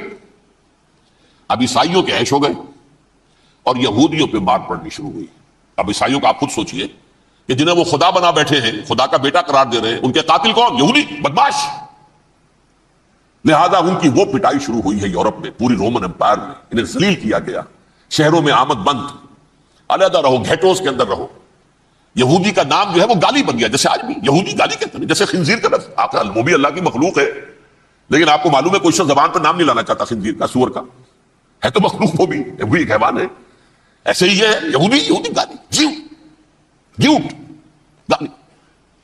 لہذا ایک طرف تو ان دونوں کے درمیان دشمنی، جس کو قرآن کہتا ہے وَأَغْرَيْنَا بَيْنَهُمُ الْعَدَاوَةَ وَالْبَغْضَاءَ، ہم نے ان کے مابین دشمنی جو ہے پیدا کر دی۔ اور جب یہ پوری سلطنت عیسائی ہو گئی تو قافیہ تنگ ہو گیا یہودیوں کا۔ اب آئیے 571 عیسوی، یعنی جبکہ ڈایاسپورا کو کتنا عرصہ ہو چکا تھا؟ 500 برس۔ سن 70 سے شروع ہوا نا ڈایاسپورا، جب ٹائٹس نے گرایا ہے ہیکل کو اور نکال باہر کیا انہیں فلسطین سے، بھاگ جاؤ یہاں ایک یہودی بھی نہیں رہے گا، فلسطین سے نکال دیے۔ اس کے پورے 500 برس بعد سن 571 عیسوی میں حضور کی پیدائش ہوئی، ولادت باسعادت محمد رسول اللہ صلی اللہ علیہ وسلم۔ 610 میں آپ پر وحی کا آغاز ہوا، لیکن حضور کے ساتھ ان کا معاملہ کیا رہا؟ اول تو جبکہ حضور ابھی مکے ہی میں تھے، یہودیوں نے ریشہ دوانیاں شروع کر دی حضور کے خلاف۔ قریش مکہ کو سکھاتے تھے، پڑھاتے تھے، ان سے یہ پوچھو، ان سے یہ پوچھو، یہ اس طرح تنگ کرو، ان سے یہ امتحان لو، یہ آپ کے علم میں ہے۔ سورہ بنی اسرائیل میں، سورہ کہف میں وہ سوالات، جو امتحانی سوالات آئے تھے، ذوالقرنین کون تھا، اصحاب کہف کون تھے، تم رسول بنے پھرتے ہو تو بتاؤ، اور یہ روح کی حقیقت کیا بتاؤ، یہ ساری ریشہ دوانیاں کر رہے تھے بیٹھے ہوئے ابھی وہیں پر، حضور ابھی پہنچے بھی نہیں۔ ہجرت فرما کر حضور تشریف لے آئے تو حضور نے، جسے ماسٹر سٹروک کہا جائے گا، یعنی اسٹیٹس مین شپ کا ماسٹر سٹروک، آپ نے مدینے میں آتے یہودیوں کے ساتھ پیکٹ کر دیا، جوائنٹ ڈیفنس پیکٹ آف مدینہ، کہ اگر مکے والے ہم پر حملہ کریں گے تو ہم مل جل کر ایک قوم کی حیثیت سے مقابلہ کریں گے۔ یہ میثاق مدینہ کہلاتا ہے، جس کے بہت غلط معنی پہنائے جا رہے ہیں آج کل۔ بہرحال میں موضوع میرا چونکہ یہ نہیں، میں ادھر نہیں جاؤں گا، لیکن ہوا کیا؟ ہر مرتبہ یہ خیانت کے مرتکب ہوئے، ان نے جو عہد کیے تھے ان سے پھرے، اندر ہی اندر سازش، ریشہ دوانی، حضور کی بدترین دشمنی۔ سورہ نساء کی آیت نمبر 12 میں، 14 میں، 13 میں فرمایا ہے لا تزال تطلع علی خائنۃ منہم، اے نبی ہمیشہ آپ کے علم میں ان کی طرف سے خیانتیں، بدیانتیاں آتی رہیں گی، اور بار بار وہ مسلسل جنگ کی آگ بھڑکاتے تھے، قریش کو دعوت دیتے، آؤ آؤ آؤ ہم اندر سے بغاوت کر دیں گے، تم آؤ تو صحیح، ختم کریں محمد کو اور اہل ایمان کو صلی اللہ علیہ وسلم رضی اللہ تعالیٰ عنہ اجمعین۔ لیکن پھر جب وہ آتے تھے تو یہ دبک جاتے تھے، ان میں ہمت نہیں تھی، میدان کے مرد نہیں رہے تھے۔ یہ سورہ حشر میں ان کا نقشہ کھینچا گیا ہے، کھلے میدان میں مقابلے کی اس کے اندر صلاحیت ہی نہیں ہے، یہ تو فصیلوں کے پیچھے سے، جیسے عورتیں کہیں دیہات میں لڑائی ہوتی ہے تو مرد جو ہے گلیوں میں لڑتے ہیں، عورتیں اوپر سے پتھر پھینکتی ہیں، بس وہ کام یہ کر سکتے تھے، من ورائے جدر، فصیلوں کے پیچھے سے، جنگ میں میدان میں نہیں آ سکتے۔ بہرحال قرآن مجید میں ہے یہ سورہ مائدہ کی آیت نمبر 64، کلما اوقدوا نارا للحرب اطفاها اللہ. اکثر و بیشتر مواقع پر تو یہ جب آگ بھڑکاتے تھے جنگ کی، اللہ اسے بجھا دیتا تھا. لیکن بہرحال اس کے باوجود جنگیں ہوئی، غزوہ بدر، غزوہ احد ہوئی کہ نہیں؟ یہ ساری اس اصل شرارت نہیں. اور اس کے نتیجے میں حضور نے پھر ایک ایک کر کے 3 قبیلوں کو سزا دی. غزوہ بدر کے فوراً بعد بنو قینقاع نکالے گئے مدینے سے، غزوہ احد کے فوراً بعد بنو نذیر نکالے گئے، اور غزوہ احزاب کے بعد بنو قریظہ نکال دیے گئے. یہ تو میں نے آپ کے سامنے رکھ دیا صرف حضور کے زمانے میں ان کا کیا رویہ رہا. دشمن، رات بھی ہم نے وہ آیت پڑھی تھی، لَتَجِدَنَّ أَشَدَّ النَّاسِ عَدَاوَةً لِلَّذِينَ آمَنُوا الْيَهُودُ وَالَّذِينَ أَشْرَكُوا. اہل ایمان کی دشمنی میں شدید ترین تم پاؤ گے یہودیوں کو اور مشرکین. مشرکین بھی بعد میں ہے، پہلے یہودی. حضور کے بعد کیا ہوا اب یہ نوٹ کیجئے، یہ ان کی تاریخ کا دوسرا دور. حضرت عمر رضی اللہ تعالیٰ عنہ قائد خلافت ہے، بیت المقدس کا محاصرہ کیا گیا، فصیل بڑی اونچی، شہر اندر سے سیلف سفیشینٹ، حملے کا راستہ کوئی نہیں، محاصرہ طول کھینچ رہا ہے، لیکن ان کے پاس رسد بھی موجود ہے، پانی بھی موجود ہے، وہ دروازے بند کر کے بیٹھے ہوئے. بالآخر اللہ تعالیٰ کی مشیت کا ظہور کیسے ہوا؟ ان کے کچھ علماء آئے فصیل پر، کہا دیکھو مسلمانوں، تم قیامت تک بھی یہاں پڑے رہو گے محاصرہ کر کے، ہمارا یہ شہر فتح نہیں ہوگا.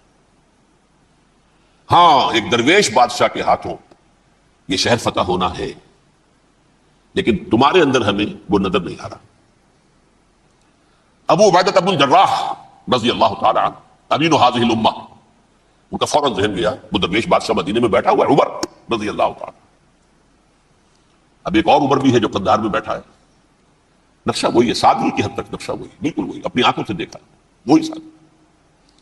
عمر اول، عمر ثانی تھے عمر بن عبد العزیز. اب ایک اللہ کے فضل سے اللہ تعالیٰ ایدہ اللہ بنصرتہ، اللہ تعالیٰ ان کی نصرت فرمائے، دشمنوں کو ان کے مقابلے میں نیست و نابود کرے. انہوں نے ریکویسٹ بھیج دی کہ حضور تشریف لائیے، یہ شہر فتح ہو جائے گا. وہ ہے سفر تاریخی، اتنا طویل سفر، تقریباً 700 میل، ایک اونٹ، ایک خادم، ایک منزل پہ امیر المومنین اوپر بیٹھے، خادم آگے چل رہا ہے، اگلی منزل پہ خادم اوپر بیٹھا ہے، امیر المومنین آگے جا رہے ہیں.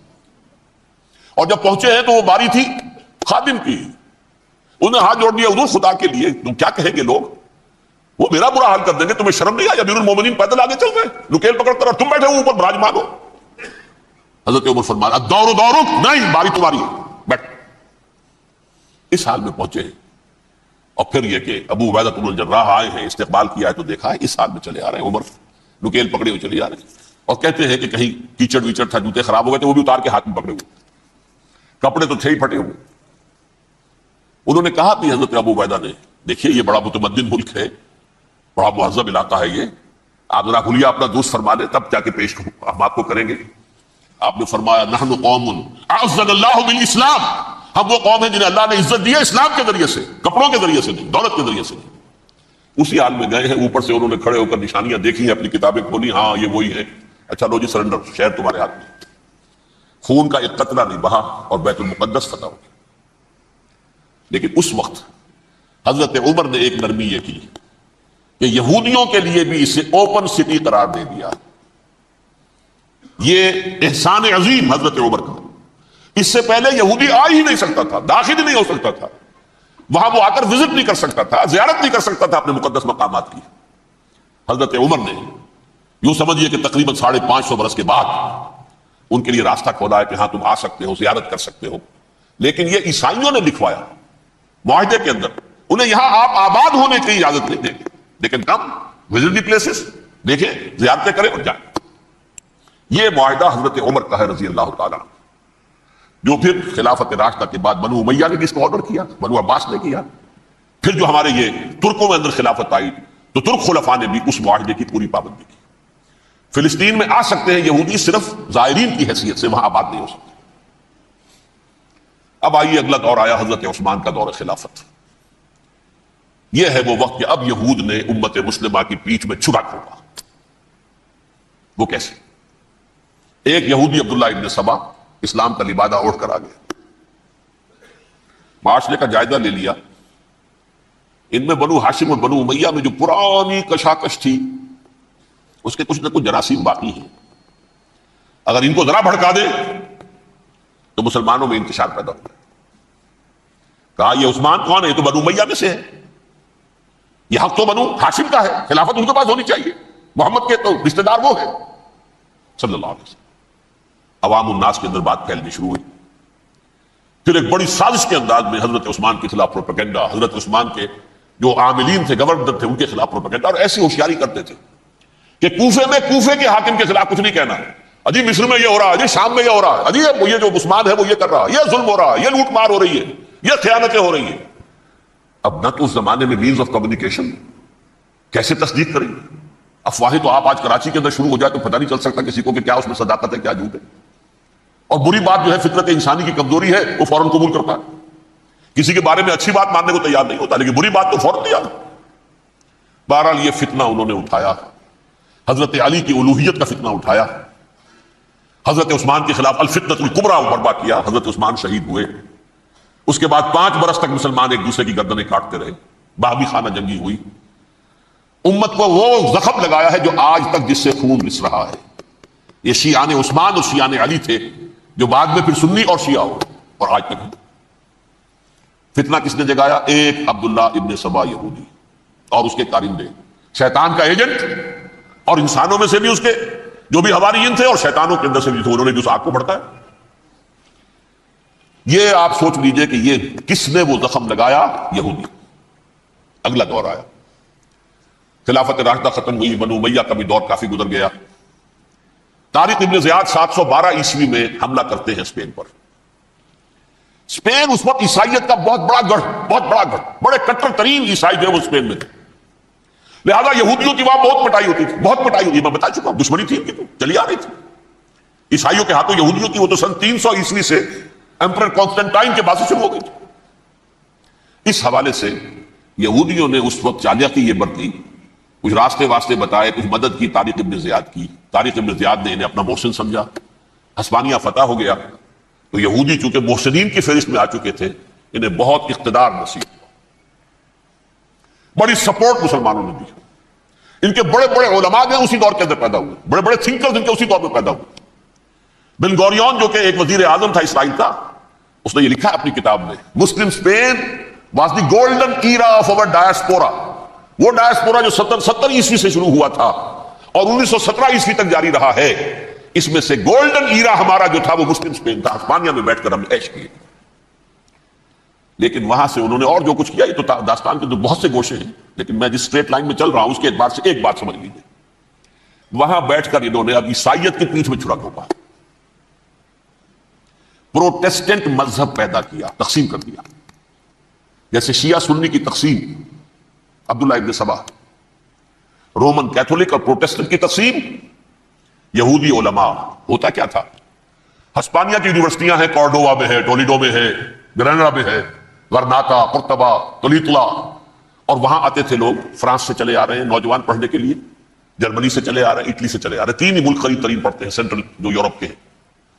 یہاں پر جو ہے وہ اسلام جو نور پھیلا رہا تھا اس سے بھی مستفیض ہوئے، جہالت کے جو ہے پردے ان کے وہ چھٹے، اس کے ساتھ ہی وہ یہودی وہاں ان کے اندر جو جراثیم داخل کر رہے تھے وہ اس عیسائیت کے خلاف بغاوت تھی جو اس وقت دنیا میں عیسائیت اس وقت تھی، پوپ کا راج تھا دنیا میں اس وقت، یورپ میں جو عیسائیت تھی اس میں ایک طرف بادشاہ تھے لیکن بادشاہوں کی حیثیت وہاں پر یوں سمجھ لیجئے کٹ پتلیوں کی تھی، اصل قوت پوپ کے ہاتھ میں تھی۔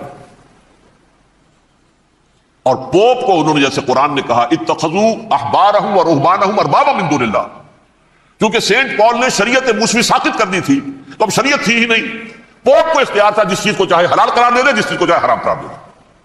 اتخذوا احبارهم ورهبانهم اربابا من دون اللہ۔ انہوں نے کہا صاحب یہ پوپ کس بلا کا نام ہے، یہ بھی انسان ہے، بات تو ٹھیک تھی نا، اصل حیثیت تو کتاب کی ہونی چاہیے، ڈیوائن بک، دی ریویلڈ اسکرپچر، لہذا یہ کتاب ہر شخص پڑھ سکتا ہے، کوئی پوپ کے باپ کو جو ہے کوئی اس کے لیے پروپرائٹری رائٹس تو نہیں ہے کہ صرف پوپ پڑھ سکتا ہے یا پادری پڑھ سکتے ہیں، ہم بھی پڑھ سکتے ہیں، ہم بھی سمجھ سکتے ہیں۔ یہ باتیں تھی کہ جن کو بڑھا چڑھا کر بیان کر کے اور پوپ کا اقتدار ختم کرا دیا اور توجہ مرکوز کر دی بائبل کی طرف۔ اب بائبل میں بڑا حصہ تو اولڈ ٹیسٹامنٹ کا ہے، نتیجہ کیا ہوا، یہود کی عظمت پروٹیسٹنٹس کے نزدیک مسلم ہو گئی۔ اصل قوم تو یہ ہے. وہ دشمنی بدلی کہ نہیں بدلی؟ موسیٰ کے امتی یہ ہے، تورات موسیٰ کو دی گئی، ابراہیم کی نسل یہ ہے. لہذا وہ جو دشمنی تھی، جو عداوت تھی کہ ہمارے خدا کو سوری چڑھانے والے ہیں یہ بدماش، اس کا ازالہ ہوا. اس پروٹسٹنٹ مذہب کے نتیجے میں یہ میں اب آپ کو بتاتا ہوں کہ ایک نتیجہ وہ نکلا ہے جسے برٹرنڈ رسل نے بیان کیا ہے. اس کی کتاب ہے ان پریز آف آئیڈلنس، صفحہ 108. وہ لکھتا ہے the Christians retaining the Judaic belief in special revelation added to it the Roman desire for worldwide domination and the Greek taste for metaphysical subtleties. The combination produced the most fiercely persecuting religion that the world has yet known. یہ تین چیزیں آ کر عیسائیت میں مل گئی. ایک تو جو اولڈ ٹیسٹمنٹ جو ہے وہ ان کے ہاتھ میں آ گئی، اور اس کے میں کچھ آپ کو بتا دیتا ہوں کہ اولڈ ٹیسٹمنٹ کی تعلیمات، کیونکہ یہ اولڈ ٹیسٹمنٹ جو ہے یہ محرف تھی. اصل تورات تو گم ہو گئی تھی 587 قبل مسیح میں، جب پہلی مرتبہ ہیکل جو ہے تباہ ہوا ہے، اس وقت ختم ہو گئی تھی. اس کے کوئی 150 سال کے بعد انہوں نے یادداشتوں سے مرتب کر کے لکھی ہے. اب اس میں ان کے اپنے خیالات، اپنے امانی، اپنی توجیحات وہ شامل ہو گئی. لہذا میں آپ کو حوالے دیتا ہوں اس کتاب کے اندر مظالم کی جو تعلیم دی گئی ہے. اہل کتاب نے اپنے مظالم قتل عام کے جواز کے لیے تورات میں تبدیلیاں کی اور پیغمبروں پر دہشت ناکی اور بدترین حرام کاری کے الزامات لگائے. سنیے، پہلا حوالہ ہے یہ گنتی باب 31 آیات 17-18. اس لیے ان بچوں میں جتنے لڑکے ہیں سب کو مار ڈالو، اور جتنی عورتیں مرد کا منہ دیکھ چکی ہیں ان کو بھی قتل کر ڈالو، لیکن ان لڑکیوں کو جو مرد سے واقف نہیں اور اچھوتی ہیں اپنے لیے زندہ رکھو. یہ کسی اللہ کی کتاب کا یہ جملہ ہو سکتا ہے؟ کسی ریویل بک کا؟ اور سنیے، یہ ہے استثناء ڈیٹرانومی باب 20 آیت 16-18. پر ان قوموں کے شہروں میں جن کو خداوند تیرا خدا میراث کے طور پر تجھ کو دیتا ہے، کسی ذی نفس کو جیتا نہ بچا رکھنا، جیسا خداوند تیرے خدا نے تجھ کو حکم دیا بالکل نیست کر دینا. مرد، عورتیں، بچے، بوڑھے سب ختم. یہ کتاب مقدس ہے. اور سنیے، سیموئیل باب 27 آیت نمبر 9. اور داؤد نے اس سرزمین کو تباہ کر ڈالا اور عورت مرد کسی کو جیتا نہ چھوڑا. نمبر 4، ان سب آباد شہروں کو ماں، عورتوں اور بچوں کے بالکل نابود کر ڈالا. کتاب استثناء باب 3 آیت 6. یہ ہے جو کہہ رہا ہے برٹرنڈ رسل. کرسچینٹی میں آ کر یہ تین چیزیں شامل ہو گئی. ایک تو یہ باربیرین، یہ تعلیم جو ہے، اور یہ مذہب کے نام پہ تعلیم، یہ کتاب مقدس کی تعلیم. نمبر 2، رومنز کے اندر جو ایک تمنا تھی ورلڈ ڈومینیشن کی، وہ عیسائیت کے اندر آ گئی. اس لیے پوری رومن امپائر جو ہے عیسائی ہو گئی. اسے وراثت کے اندر ورلڈ ڈومینیشن کی جو ایک تمنا تھی وہ مل گئی. اور پھر یہ کہ انہوں نے جو توہمات تھے یونانیوں کے، ان کو بھی اپنے ہاں مختلف شکلوں کے اندر جمع کر لیا. ان تین چیزوں کا the combination produced the most fiercely persecuting religion that the world has yet known. اس کے نتیجے میں دنیا میں تاریخ انسانیت کے اندر جو بدترین خوخار ترین مذہب ہو سکتا ہے وہ شکل عیسائیت نے اختیار کی.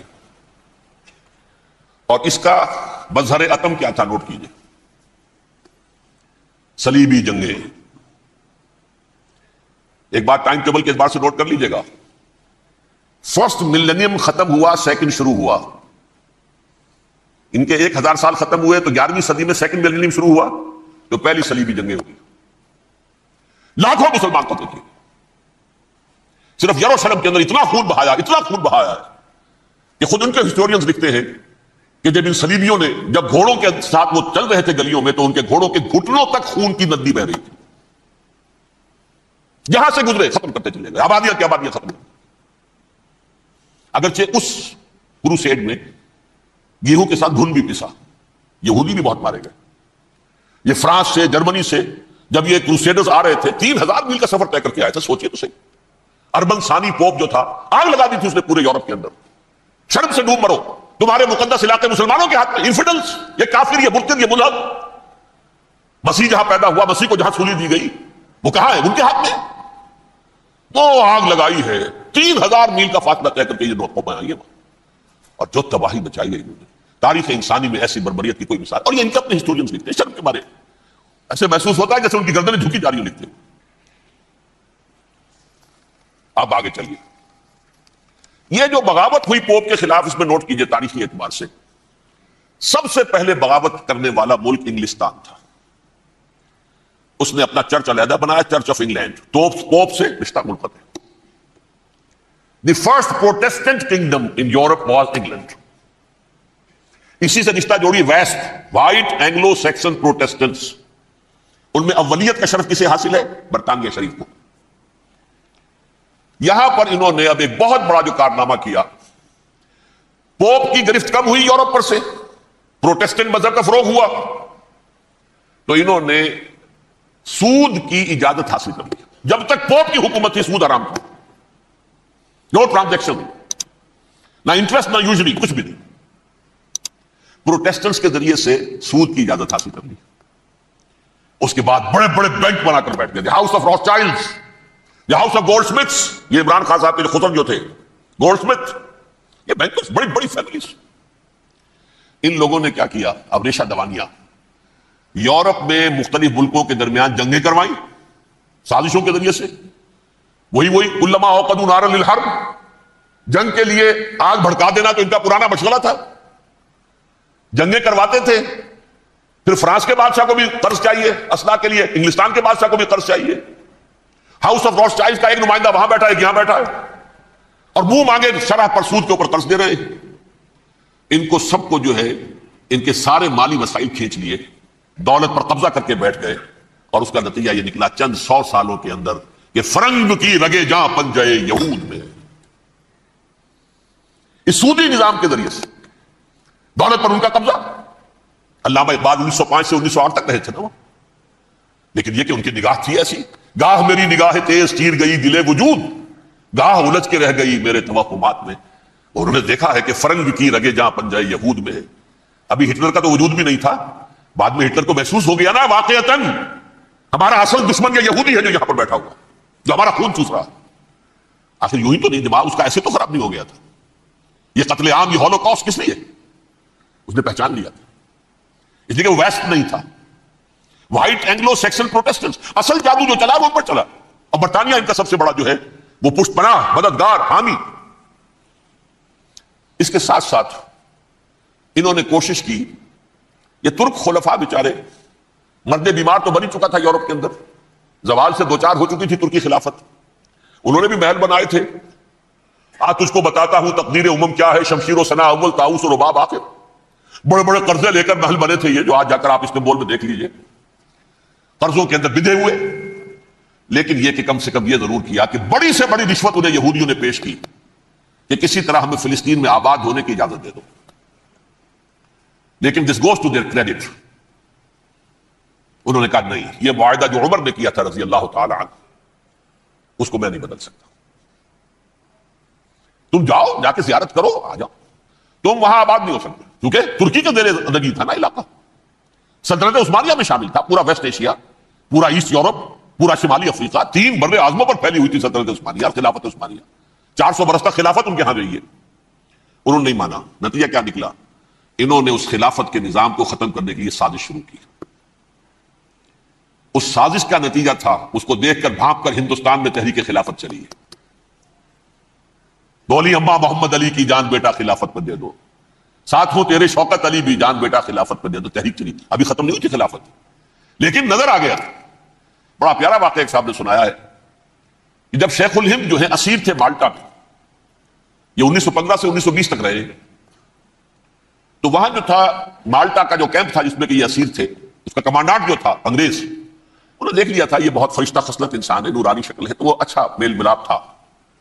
ایک روز کہا حضرت شیخ الہند نے کہ آپ لوگ ہماری خلافت کے پیچھے کیوں پڑے ہوئے ہیں, وہ تو ایک مردہ شے ہے, اس میں کوئی جان تو ہے نہیں, کوئی طاقت نہیں ہے, پھر بھی آپ ہماری ایک نشانی ہے, اسے کیوں آپ جو ہے برباد کرنے پر تلے ہوئے. اس نے کہا اتنے بھولے نہ بنیے حضرت, ہمیں معلوم ہے اس نیم مردہ خلافت میں بھی طاقت اتنی ہے کہ اگر جہاد کا فتویٰ اس نے دے دیا تو انڈونیشیا سے موریتانیہ تک مسلمان کفن سر سے باندھ کے نکل آئے گا, یہ ہمیں معلوم.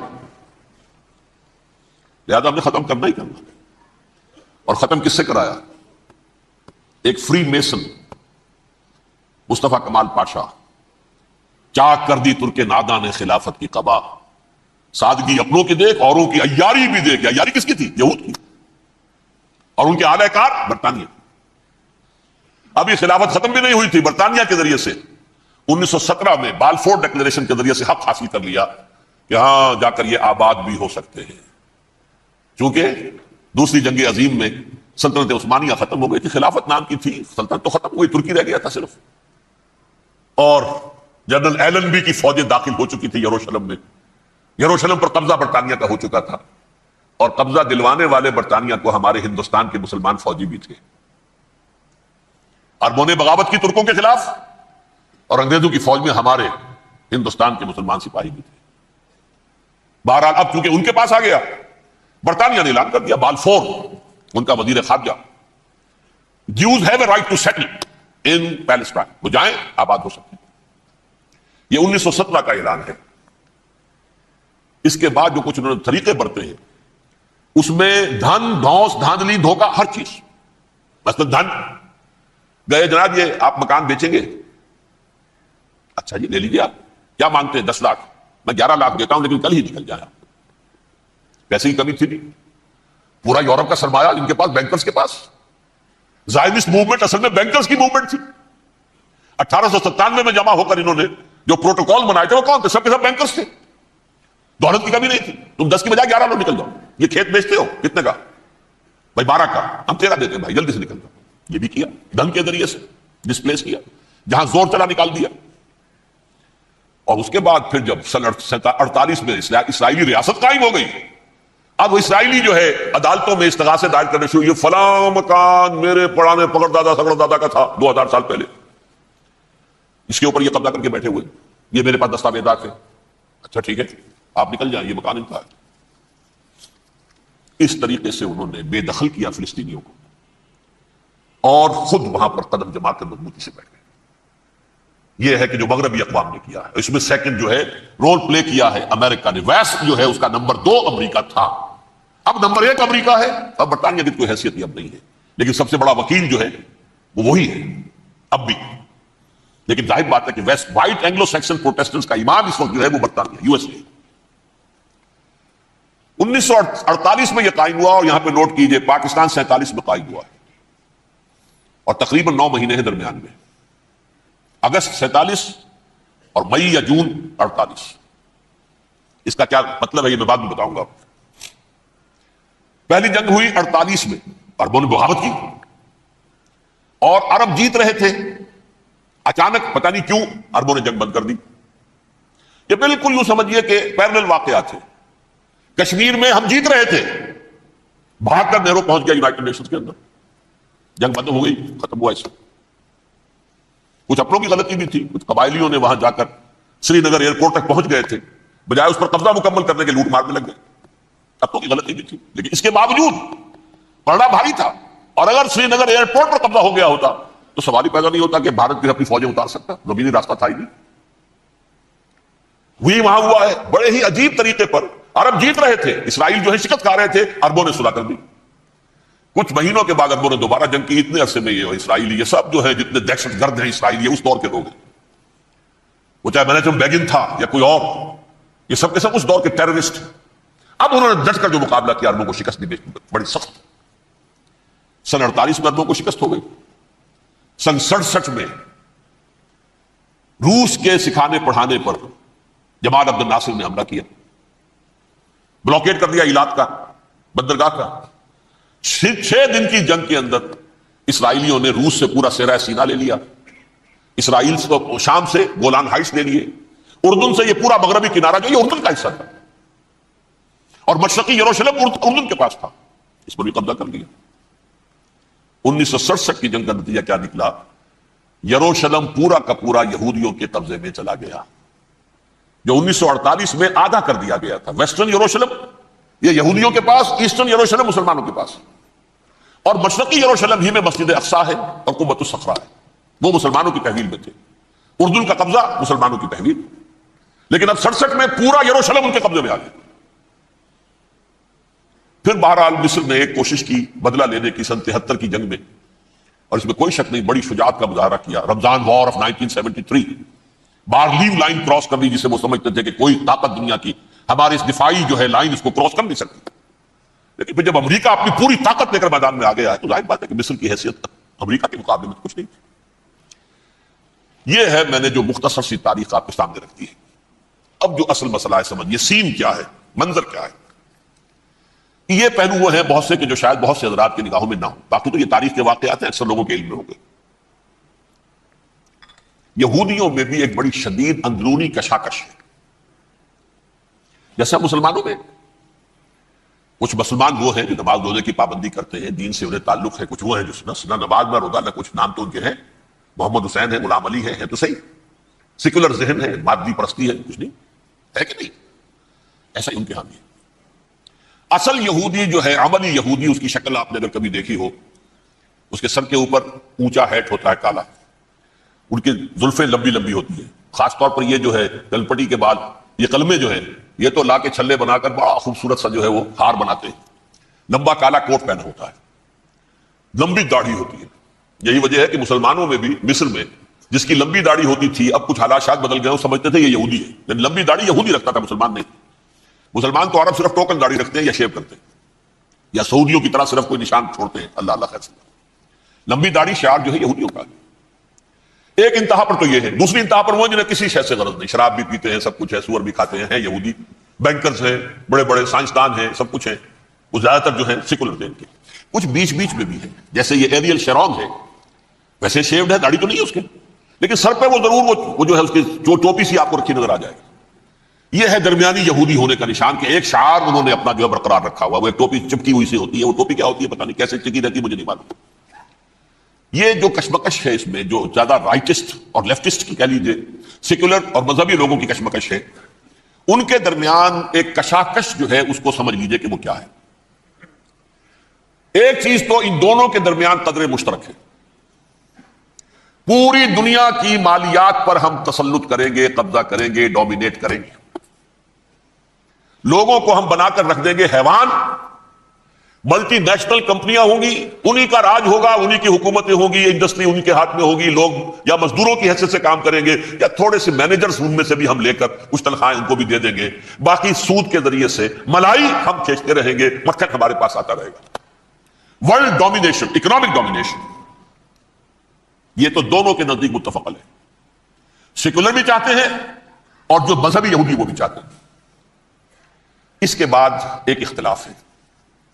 مذہبی یہودی یہ کہتا ہے ہمیں گریٹر اسرائیل بنانا ہے، اور گریٹر اسرائیل وہ سارے علاقے ہیں جو ان کی تاریخ میں اسرائیل سلطنت کا حصہ رہے. حضرت یوسف کے زمانے میں یہودی جا کر آباد ہوئے مصر میں. جو ڈیلٹا کا علاقہ ہے، زرخیز ترین علاقہ جو ہے، جوشن کا علاقہ، وہ کہتے ہیں وہ ہمارا ہے، کئی سو برس ہمارے ہیں. سرائے سینا ہمارا ہے، اس میں کوہ طور ہے جس پہ حضرت موسیٰ کا ہم کلام ہوئے اللہ سے، تورات ملی. اس میں 40 برس تک ہم بھٹکتے پھرے ہیں. صحرائے تی ہے، یہ یتیہون فی الارض 40 سنہ. پھر فلسطین تو خیر ہماری جدی پشتی جائیداد ہے، جاگیر ہے. پھر یہ عرب جو ہے یہ بھی مدینے تک ہمارا ہے، مدینے سمیت. ہمارے قبیلے وہاں تھے جہاں سے نکالا مسلمانوں نے. پورا عراق ہمارا ہے، پورا شام ہمارا ہے، اور ترکی کا بھی ایک علاقہ ہے ابتدائی مشرقی جنوبی، وہ بھی ہمارا ہے. یہ ہے گریٹر اسرائیل کا نقشہ، یہ ہم نے بنانا ہے. جبکہ جو سیکولر ذہن کے لوگ کہتے ہیں کیا کرو گے اس کو بنا کے، اس میں جو عرب ہیں وہ تم سے لڑتے رہیں گے، تم انہیں مارو گے وہ تمہیں ماریں گے. اگر تم 10 مارو گے تو ایک تو وہ بھی ماریں گے نا تمہارا. ٹھیک ہے، فائدہ کیا ہے؟ اس کی بجائے ہم یہ کرتے ہیں کہ عرب اور اسرائیل مل کر، کزنز ہیں نا آپس میں. آپ کو معلوم ہے بل کلنٹن نے یہ الفاظ کہے تھے جب اسحاق ریبن سے معانقہ کرایا تھا شاہ حسین مرحوم کا، تو کیا کہا؟ You are cousins. حضرت ابراہیم کے 2 بیٹوں سے نسل ہے نا، حضرت اسماعیل سے عرب ہے، حضور ہے، اور حضرت اسحاق سے یہ بنی اسرائیل ہے، کزنز ہے. You are cousins. تو ہم کزنز مل کر ایک اکنامک یونٹ بناتے ہیں، جیسے ایشیا پیسیفک ایک یونٹ بن گیا ہے، آسیان ایک یونٹ بن گیا ہے، وغیرہ وغیرہ. پورا یورپ ایک یونٹ بن گیا ہے، ایک کرنسی بن گئی ہے. ہم اس پورے علاقے کو ایک اکنامک یونٹ بناتے ہیں. پیسہ اربوں کا ہوگا، ان کے پاس بہت دولت ہے. تیل ان کا ہوگا، بہت تیل ہے ان کے پاس. مزدور ان کے ہوں گے، بڑی تعداد ہے ان کی. مینجمنٹ ہماری ہوگی، ٹیکنیکل نو ہاؤ ہمارا ہوگا، سائنسدان ہم ہوں گے. ملائی ہم کھاتے رہیں گے، چھاچھ ان کو دیتے رہیں گے. تو ہمیں آم کھانے ہیں، پیڑ گننے کی کیا ضرورت ہے؟ خام خواہ ان کی دشمنی مول لیں، زیادہ دشمنی بڑھائیں. یہ اس چھوٹے سے اسرائیل کو تسلیم نہیں کرتے، ہم گریٹر اسرائیل کو کیسے تسلیم کر لیں گے؟ یہ لہذا اس خیال کو دل سے نکال دیں. یہ اختلاف ہو گیا نمبر 1، بہت بڑا اختلاف. لیکن نمبر 2، اس اختلاف میں اتفاق یہ پیدا کیا گیا. یہاں ایک بات ہم آپ کی مانتے ہیں، ہم کسی بھی پیس پروسیس میں یروشلم نہیں دیں گے ان کو عربوں. یہ انڈیوائڈڈ دارالخلافہ رہے گا اسرائیل. اور نمبر 2 مسجد اقصی اور قبۃ الصخرہ کو گرا کر تھرڈ ٹیمپل بنائیں گے. یہ مذہبی یہودیوں کو اتنی رشوت اگر وہ نہ دے تو وہ ان کے ساتھ کام کرنے کو تیار ہی نہیں ہے. یہ پورا پس منظر سمجھ لیجئے. اصل میں بٹوین دی لائنز سمجھے بغیر یہ خبریں جو آپ پڑھتے ہیں. ادھر امریکہ کا معاملہ کیا ہے؟ ایک طرف وہ پشت پناہ ہے، حمایتی ہے، پروٹیکٹر ہے، محافظ ہے اسرائیل کا. اسرائیل امریکہ ہی کی آؤٹ پوسٹ سمجھ لیجئے، اسی کی ایک ریاست سمجھ لیجئے. لیکن اس کے ساتھ ہی وہ اپنی جو دنیاوی عالمی مصلحتیں ہیں، اتنی بڑی قوم عرب کی جو ہے اسے بھی دشمن تو نہیں بنانا چاہتا. ان میں بھی ماڈریٹس کو چاہتا ہے کہ رہے ماڈریٹس یہ جو ہماری جیب میں ہے، حسنی مبارک ہو، شافعات ہو، جو ہماری جیب میں ہے. ورنہ یہ کہ وہاں پر اگر زیادہ ریڈیکل لوگ آ گئے تو ہمارا ویسے ہی بیڑا غرق ہوگا. لہذا وہ جبر کرتے رہے ان پر کہ صلح کرو کوئی نہ کوئی. یہ صلح کے لیے دباؤ امریکہ کا ہے، اسرائیل نہیں چاہتا صلح. دباؤ ہے امریکہ کا. اب میں آپ کو یاد دلاتا ہوں، خلیج کی جنگ ختم ہوئی. بش، یہ باپ اس کا جو اب ہے بش، اس کا بڑا بش جو سینئر، اس کی پاپولیرٹی ریشو جو ہے 89% تھی اس وقت امریکہ کے اندر. اس نے اتنی بڑی جنگ فتح کی تھی اور چند امریکی مرے صرف. لیکن اس نے ایک موقف اختیار کیا یہود کے خلاف. $10 بلین منظور ہو چکے تھے، اسرائیل کو دیے جانے تھے نئے سیٹلمنٹس بنانے کے لیے اسرائیل میں. اس نے کہا یہ رقم میں ایشو نہیں کروں گا جب تک پیس پروسیس شروع نہیں کرتے. یہ دباؤ تھا جس کے آگے گھٹنے ٹیکنے پڑے $10 بلین کے لیے. لیکن اس کا بدلہ یہ چکایا کہ الیکشن میں ہرا دیا اسے. حالانکہ وہ ہیرو، فاتح، خلیج کی جنگ کا فاتح، 89% ریٹنگ، الیکشن میں 0. دباؤ تھا. اسی طرح بل کلنٹن کا دباؤ رہا، کسی طرح صلح کرو، کسی طرح صلح کرو، کسی طرح صلح کرو. اور اس معاملے میں میں یہ تسلیم کرتا ہوں، اس معاملے میں اس نے واقعتاً ایڑی چوٹی کا دور لگایا.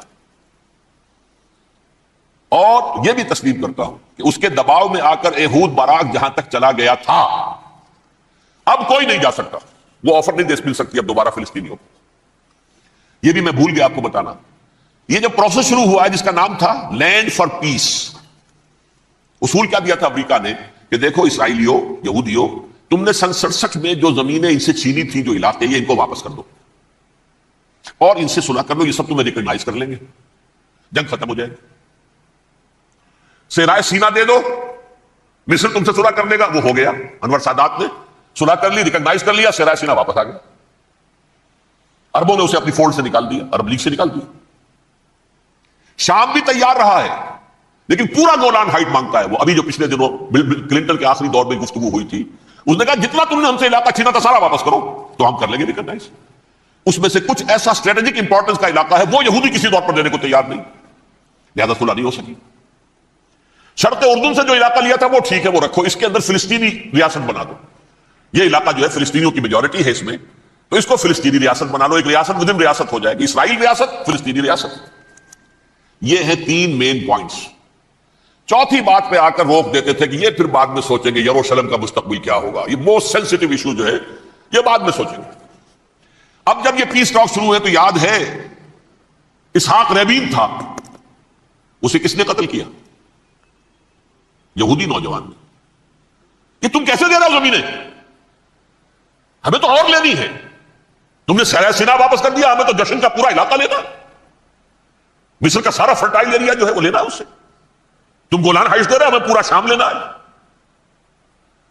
لہٰذا تم کیسے کر رہے ہو؟ لینڈ فار پیس، پیس اور نو پیس، نو لینڈ. زمین ہم واپس نہیں کریں، ہمیں تو اور لینی. کس نے قتل کیا؟ یہودی نے. فلسطینی نے تو قتل نہیں کیا. ایہود باراک کی بات میں آپ کو بتا رہا ہوں، یہ یہاں تک چلا گیا تھا کہ اسرائیلی ریاست بھی ہم فلسطینی ریاست بھی مان لیں گے، یروشلم بھی مشرقی یروشلم دے دیں گے، تمہارا اقتدار ہوگا اس پر. البتہ یہ جو احاطہ ہے جس میں جنوب میں مسجد اقصی ہے اور ذرا شمال کی طرف ہے قبۃ الصخرہ. قبۃ الصخرہ آپ جانتے ہیں، جب بھی ٹیلی ویژن پر یروشلم سے کوئی خبر آ رہی ہوتی ہے پیچھے وہ بڑا سا مینار، وہ گنبد نظر آتا ہے سنہرا. یہ وہ جگہ ہے چٹان، ٹیمپل ماؤنٹ.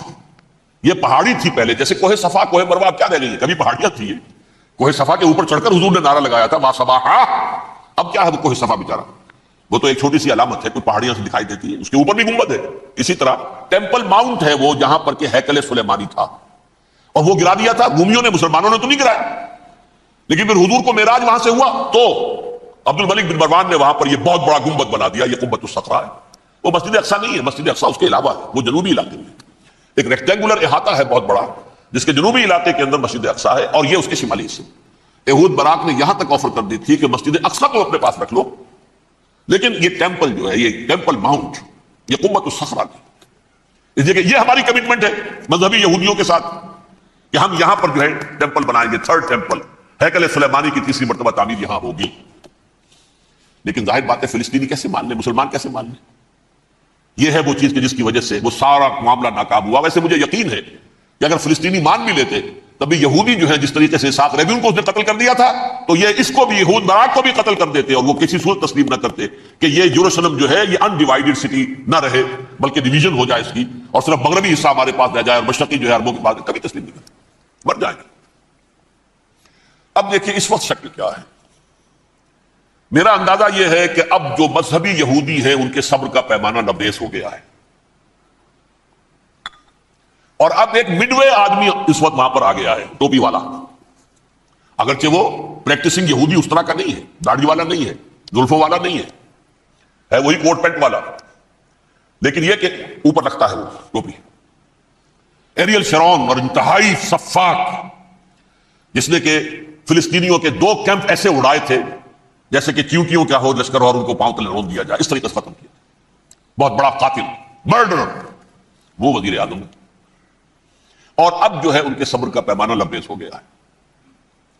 اب ان کا فیصلہ یہ ہے کہ انہیں 3 بڑے بڑے قدم اٹھانے.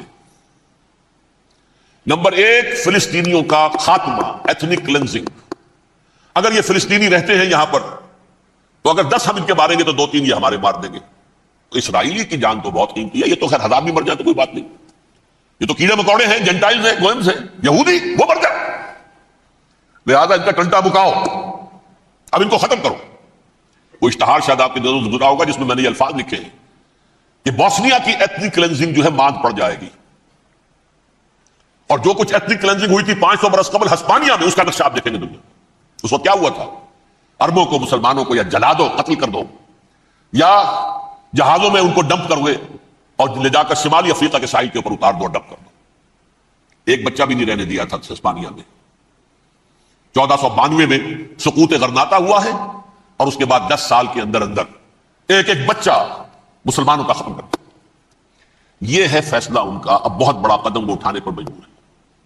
کب تک آپ رہیں گے؟ ہمارے لوگ مارتے ہیں, 16 نوجوان ہمارے مار دیے.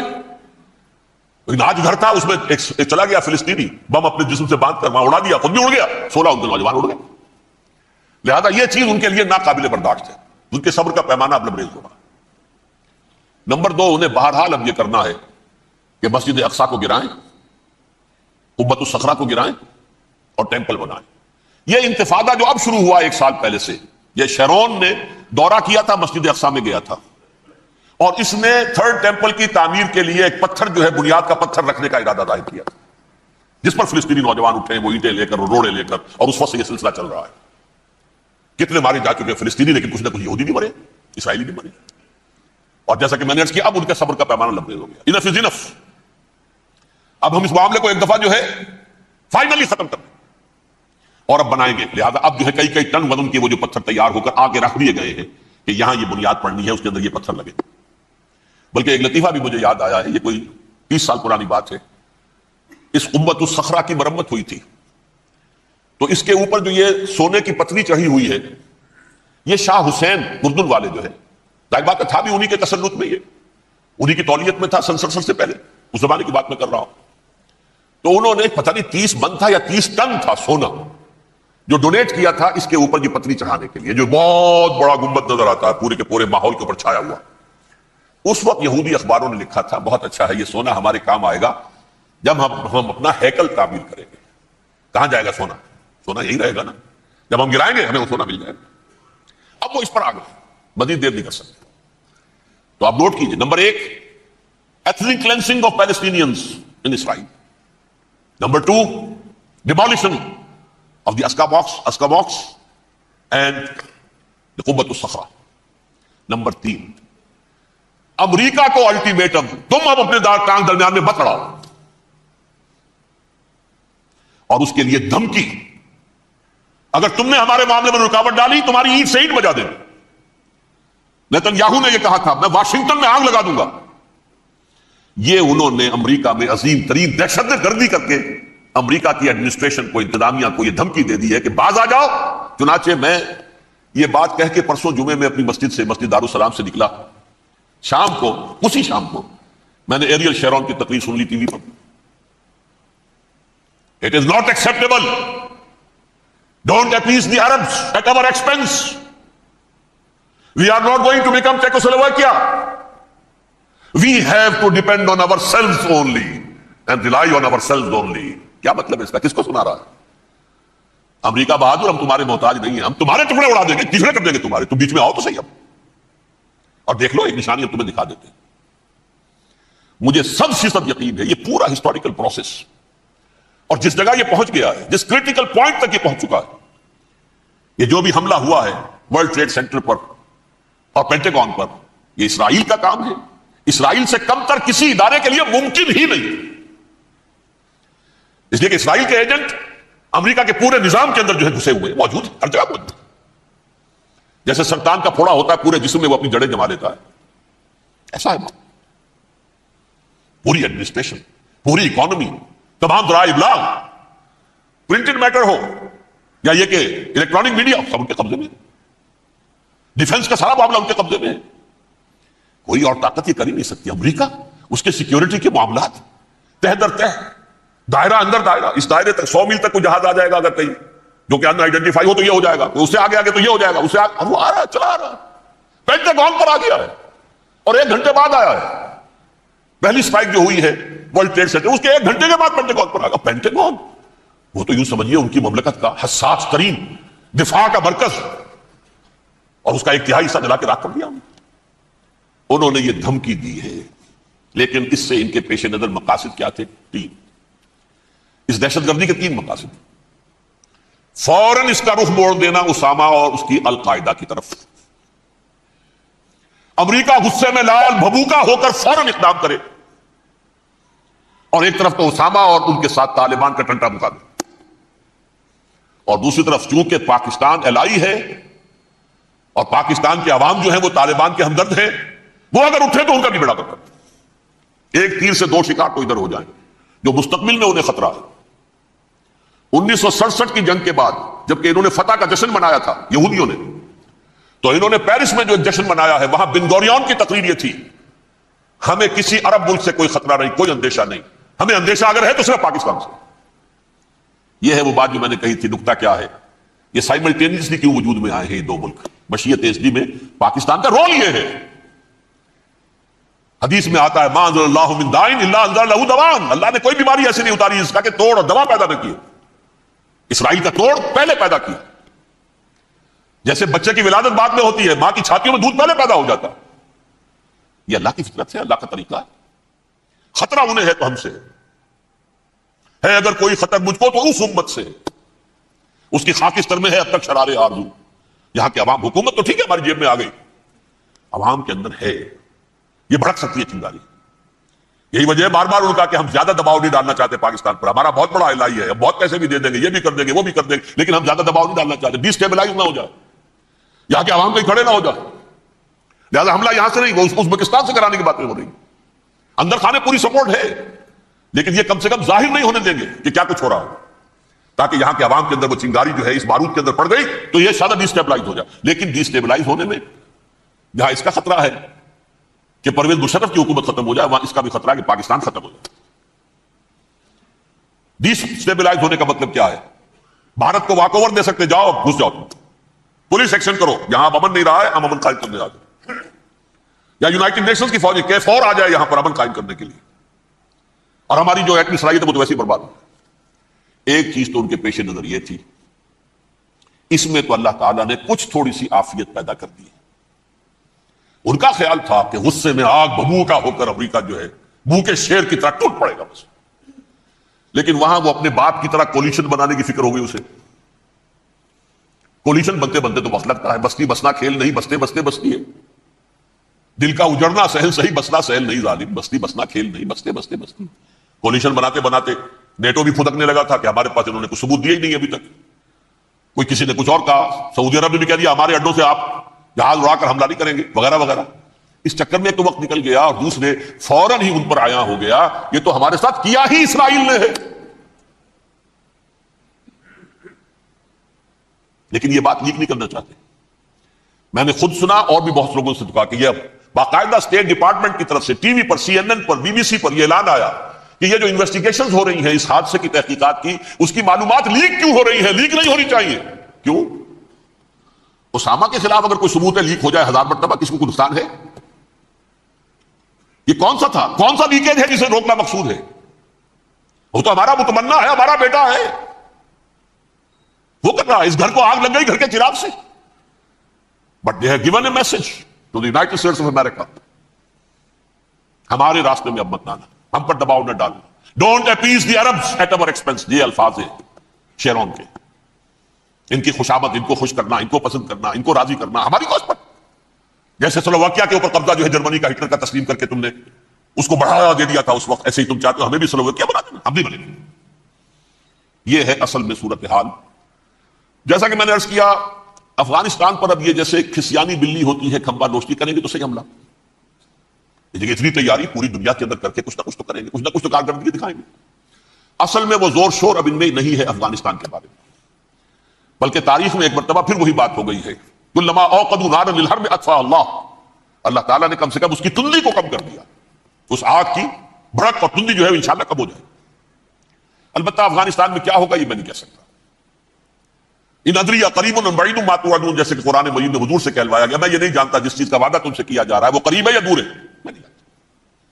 وَإِنْ أَدْرِي لَعَلَّهُ فِتْنَةٌ لَكُمْ وَمَتَاعٌ إِلَىٰ حِينٍ, میں نہیں جانتا ہو سکتا ہے ابھی اللہ تعالیٰ تمہیں کوئی مہلت دے اور کچھ وقت کے لیے تمہاری رسی دراز کر دے اور ابھی عذاب کو ٹال دے. جب حضور سے یہ کہلوایا جا رہا ہے ان ادری, یہاں تک بھی کہلوا دیا گا وَمَا أَدْرِي مَا يُفْعَلُ بِي وَمَا بِكُمْ, مجھے نہیں معلوم میرے ساتھ کیا کیا جائے گا, تمہارے ساتھ کیا کیا جائے. تو بہرحال کون دعوے سے کہہ سکتا ہے کہ یہ ہوگا؟ تباہی بھی آ سکتی ہے, کوئی بڑا سیٹ بیک بھی آ سکتا ہے, اپس اینڈ ڈاؤنز ہوتے ہیں. احیاء اسلام کا پروسیس چل رہا ہے, لیکن احیاء پروسیس میں حضور کے زمانے میں بھی غزوہ بدر میں ایک دفعہ گراف جو ہے چلا گیا تھا آسمان پر, تو غزوہ احد میں وہ بہت نیچے بھی تو آ گیا تھا. مسلمانوں کے حوصلے پست بھی ہو گئے تھے نا. ولا تہنوا ولا تحزنوا وانتم الاعلون ان کنتم مؤمنین, یہ تشفی دینی پڑی تھی نا, گھبراؤ نہیں, ڈرو نہیں. ان یمسسکم قرح فقد مس القوم قرح مثلہ, اگر تمہیں کوئی چرکا لگا ہے تو تمہارے دشمنوں کو اس سے بڑا چرکا لگ چکا 1 سال پہلے. انہوں تو ہمت نہیں چھوڑی, 1 سال کے بعد دوبارہ ہو گئے حملہ آور تم پر, تم کیوں دل چھوڑتے ہو؟ تو کوئی سیٹ بیک آ سکتا, اور یہ بھی ہو سکتا ہے, اور اللہ کرے کہ ہو جائے, کوئی واقعہ فیل بھی پیدا ہو سکتا ہے دوبارہ. اللہ تعالیٰ چڑیوں کے ذریعے سے اور ان کی چونچوں اور ان کے پنجوں کی کنکریوں کے ذریعے سے ہاتھی والوں کو برباد کر سکتا ہے. الم تر کیف فعل ربک باصحاب الفیل الم یجعل کیدہم فی تضلیل وارسل علیہم طیرا ابابیل ترمیہم بحجارۃ من سجیل فجعلہم کعصف مأکول. کھایا ہوا بھوسا جگالی کر کے جب نکلتا ہے جیسے ہوتے ہیں, ایسا پورا لشکر کر دیا گیا. اللہ تعالیٰ کر سکتا ہے, کوئی مشکل نہیں. وہ علی کل شیء قدیر, اسے ہر شے کی قدرت حاصل ہے. لیکن اصل بات جو ہے میں آپ کو بتانا چاہتا ہوں, یہ ہے سائیڈ ایشو. اصل ایشو ہے فلسطین کا جو شروع ہونے والا ہے. بھٹی دہکے گی وہاں. ظاہر بات ہے کہ اگر کوئی بہت بڑا اقدام ہو جاتا ہے فلسطینیوں کے خلاف, اور اگر واقعتاً مسجد اقصی اور مسجد الصغرا گرا دیے جاتے ہیں, تو طوفان اٹھے گا عالم عرب میں.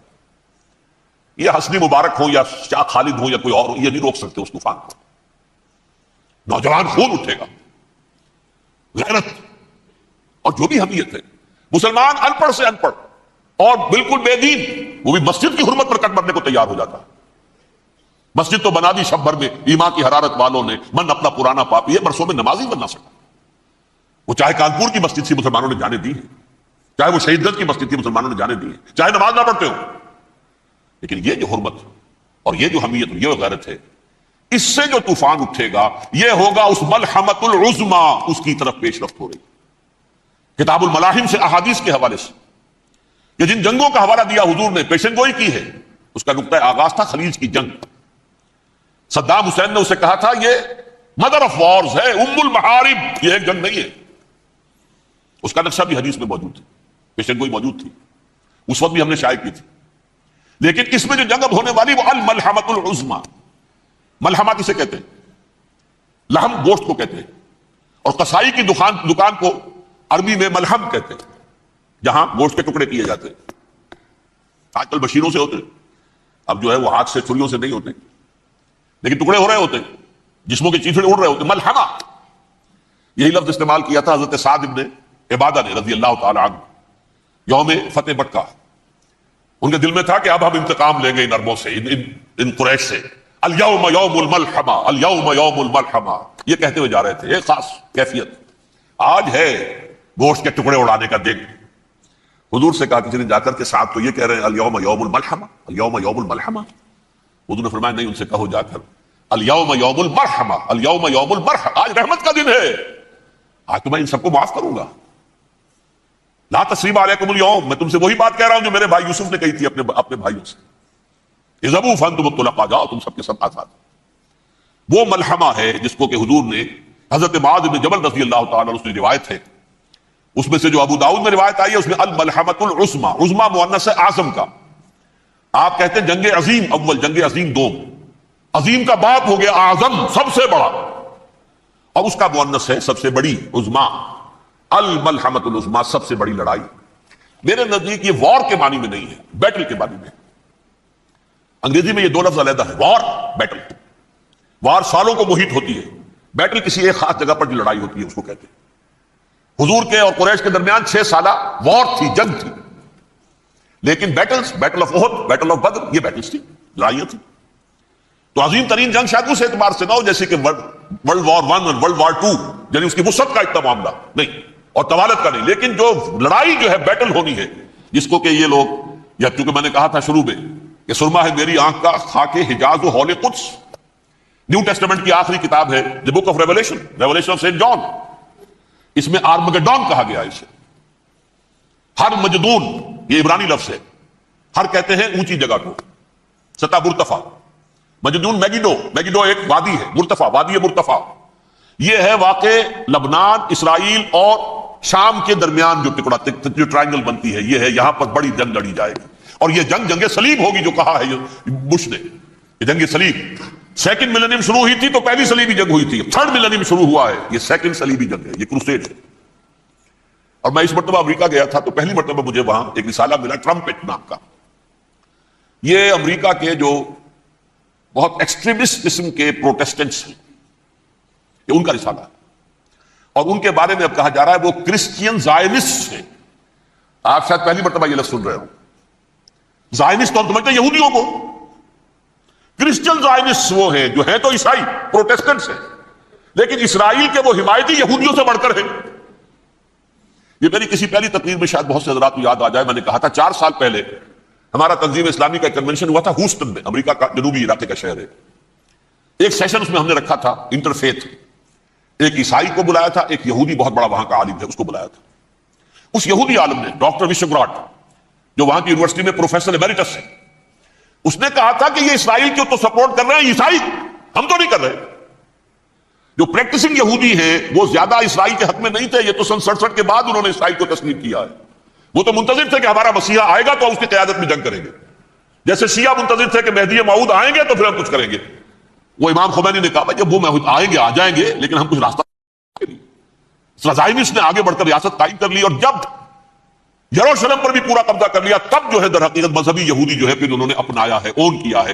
اور نئے سیٹلمنٹس جو بھی بنے ہیں وہاں پر اسرائیل میں، اس میں اکثر و بیشتر مذہبی یہودی آیا، اور بروکلن کے علاقے سے سب سے بڑھ کر آئے ہیں، جو امریکہ میں نیو یارک کا ایک جنوبی علاقہ ہے، بہت بڑا یہودیوں کا بہت بڑا گڑھ ہے.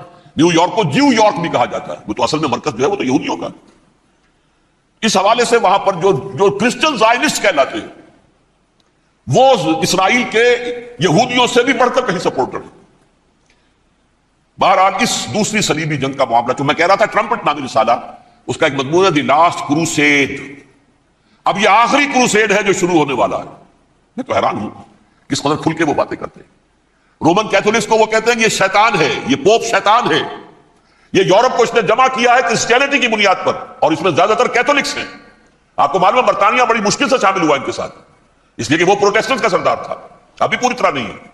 یورپ جو ہے وہ رومن امپائر دوبارہ یہ کھڑی کر رہا ہے، اور در حقیقت یہ جو ہے یہودیوں سے بھی چھیننا چاہتے ہیں اسرائیل کو اور فلسطین کو، اور مسلمانوں سے بھی، اور یہ وہی کروسیڈ جو تھے اربن ثانی کے، اس کی تیاری کر رہے ہیں تاکہ وہاں پر عیسائی حکومت قائم ہو جائے، کیتھولکس کی، پوپ کی حکومت قائم ہو جائے، جیسے ایسٹ تیمور میں کر دی ہے۔ ایسٹ تیمور میں کون سی حکومت بنی ہے؟ رومن کیتھولک اسرائیل میں بنے، تاکہ یہ سارے مقامات مقدسہ جہاں اسرائیل پیدا ہوئے، حضرت مسیح پیدا ہوئے، بیت الحم کہاں ہے؟ وہی ہے کہ نہیں؟ جہاں سے ریزریکشن ہوا ان کے خیال میں وہ کہاں ہے؟ وہیں پر ہے کہ نہیں؟ بڑے بڑے گرجے ان کے وہی ہیں۔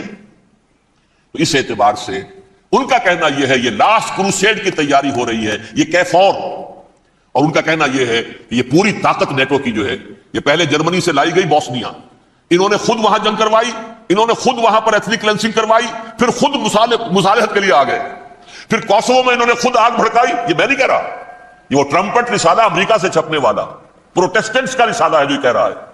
پھر انہوں نے کوسوو کے اندر کروایا، اور پھر وہ وہاں پر پیس فورس کی حیثیت سے آ گئے۔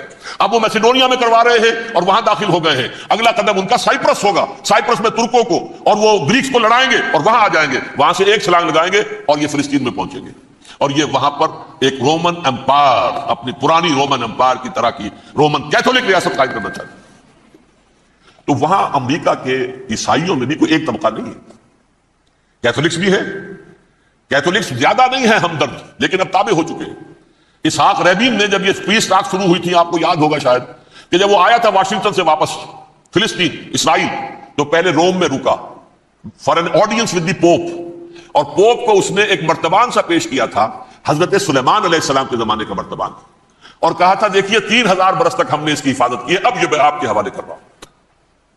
اس کے بعد سے پوپ جو ہے بالکل رام ہو گیا، اور وہ عیسائیوں کے ساتھ اور یہودیوں کے ساتھ ان کا پورا وعدہ ہو۔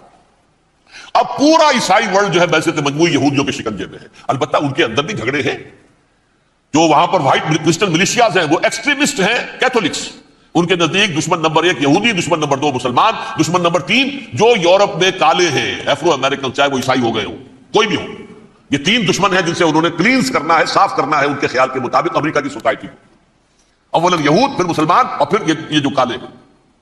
لیکن دوسری طرف پروٹیسٹنٹس کے اندر ایکسٹریمسٹ وہ ہیں جنہیں کہا جا رہا ہے یہ کرسچین زائنسٹ ہیں، یہ اسرائیل کے اسرائیل سے بڑھ کر سپورٹرز ہیں۔ بہرحال یہ اب جنگ ہوگی، اس کا نتیجہ کیا نکلے گا یہ تو اللہ ہی جانتا ہے۔ اب میں آخری بات کی طرف آ رہا ہوں۔ آخری نتیجہ تو جو بھی کچھ اپس اینڈ ڈاؤنز آئیں گے، تلک الایام نداولھا بین الناس، آخری نتیجہ ڈراپ سین وہ یہ ہوگا کہ اللہ کے دین کا بول بالا ہوگا، اور پوری دنیا پر محمد کے لائے ہوئے دین صلی اللہ علیہ وسلم کی حکومت قائم ہوگی۔ وہ گویا قیامت کی تمہید ہوگی، اس کے بعد بس قیامت آئے گی، کیونکہ مقصد کائنات، تخلیق کائنات پورا ہو جائے گا۔ پوری مخلوقات کے اندر مقصد تخلیق، کلائمیکس آف کریشن محمد الرسول اللہ صلی اللہ علیہ وسلم، دین کی تکمیل محمد الرسول اللہ صلی اللہ علیہ وسلم، اور اس خلافت عرضی کے لیے جو حضرت آدم کو خلافت دی گئی تھی، جب اس میں وہ خلافت پوری دنیا پر قائم ہو جائے گی، اس کا مقصد پورا ہو جائے گا، and that will be the beginning of the end, اس کے بعد قیامت ہے۔ آخری نتیجہ تو یہ نکلنا ہے، اس سے پہلے سزائیں ہمیں بھی مل رہی ہیں، اور یہاں میں کانٹے کی بات جو چھوڑ گیا تھا اس کو بیان کر دوں۔ اللہ نے اس مغضوب علیہم قوم کو، اس ملعون قوم کو کیوں اب تک چھوٹ دیے رکھی؟ میں بتا چکا ہوں یہ بڑے عذاب کے مستحق ہو چکے تھے حضرت عیسیٰ علیہ السلام کے زمانے میں، چھوٹ دی ہے، ابھی تک ہے، بلکہ ایک مرتبہ ابھارا ہے، 1900 برس کے بعد ابھرے ہیں یہ، بالفور ڈیکلریشن 1917 سن 70 عیسوی کے بعد، تقریباً 1900 برس، 1850 برس تو ہے کم سے کم۔ پھر creation of Israel 1948، 1967 extension of Israel, یروشلم پر قبضہ، یہ سارا جو ہے کیوں ہے؟ اللہ تعالیٰ اس خیر امت محمد صلی اللہ علیہ وسلم، اس کے بہترین حصے کو سزا ان ملعونوں کے ہاتھوں دے رہا ہے۔ کیوں؟ جو جرم انہوں نے کیا تھا وہی ہم نے کیا۔ انہوں نے اللہ کی کتاب کو پیٹھ کے پیچھے پھینکا، نبذ فریق من الذین اوتوا الکتاب کتاب اللہ وراء ظہورہم، ہم نے اپنی پیٹھوں کے پیچھے پھینکا کہ نہیں۔ کولونیل رول سے آزاد ہوئے، کہیں اسلامی قانون نافذ کیا، کہیں اسلامی نظام قائم کیا، تو جو جرم ان کا تھا وہی ہمارا ہے۔ اور ہم خیر امت ہیں، اور ہمارے میں سے خیر ترین عرب ہیں، ان پر اللہ کا فضل، ان کی مادری زبان میں اللہ کی کتاب موجود ہے۔ پھر انہوں نے اللہ کے دین کو پیٹھ دکھائی۔ جو ملک آزاد ہوا کولونیل رول سے، یا اس نے قبلہ کر لیا اپنا ماسکو کی طرف، یا کر لیا واشنگٹن کی طرف، کسی نے مکے کو قبلہ بنایا، یہ بدترین سزا ہے۔ ویل للعرب من شر قد اقترب۔ اور ترمذی شریف میں تو یہاں تک روایت ہے، من اقتراب الساعۃ ہلاک العرب، قیامت کے قرب کی ایک نشانی یہ بھی ہوگی کہ عرب ہلاک ہو جائے۔ ایک حدیث میں الفاظ آتے ہیں کہ حضور نے جب کہا یہ ہوگا یہ ہوگا یہ ہوگا، یہ بربادی آئے گی، تو کسی زوجہ محترمہ نام میں بھول رہا ہوں، انہوں نے پوچھا کہ عرب اس دن کہاں ہوں گے؟ فرمایا العرب یومئذ قلیل، بہت کم۔ آخری خاتمہ ہونا ہے یہود کا حضرت مسیح علیہ السلام کے ہاتھوں، وہ عذاب جو 2000 برس تک ان سے چلا رہا وہ آئے گا، اور ان کے رسول ہی کے ہاتھوں آئے گا۔ لیکن اس سے پہلے مسلمانوں پر یہ عذاب آ رہا ہے، ہولوکاسٹ کے درجے کا عذاب آ رہا ہے۔ البتہ ہم پاکستانی اس میں یوں سمجھ لیجئے کہ وہ تو خبریں موجود ہیں احادیث میں، وہاں تو جو ہونا ہے، اتنے انسان مریں گے، اتنے انسان مریں گے کہ ایک پرندہ جو ہے اڑتا چلا جائے گا، وہ نہیں چاہے گا کہ نیچے اترے تو کسی لاش پر اترے، اسے جگہ نہیں ملے گی زمین خالی کر کہیں اتر سکے، تھک ہار کر گرے گا، مرے گا تو بھی لاش کے اوپر گرے گا۔ یہ الفاظ ہیں حضور صلی اللہ علیہ وسلم۔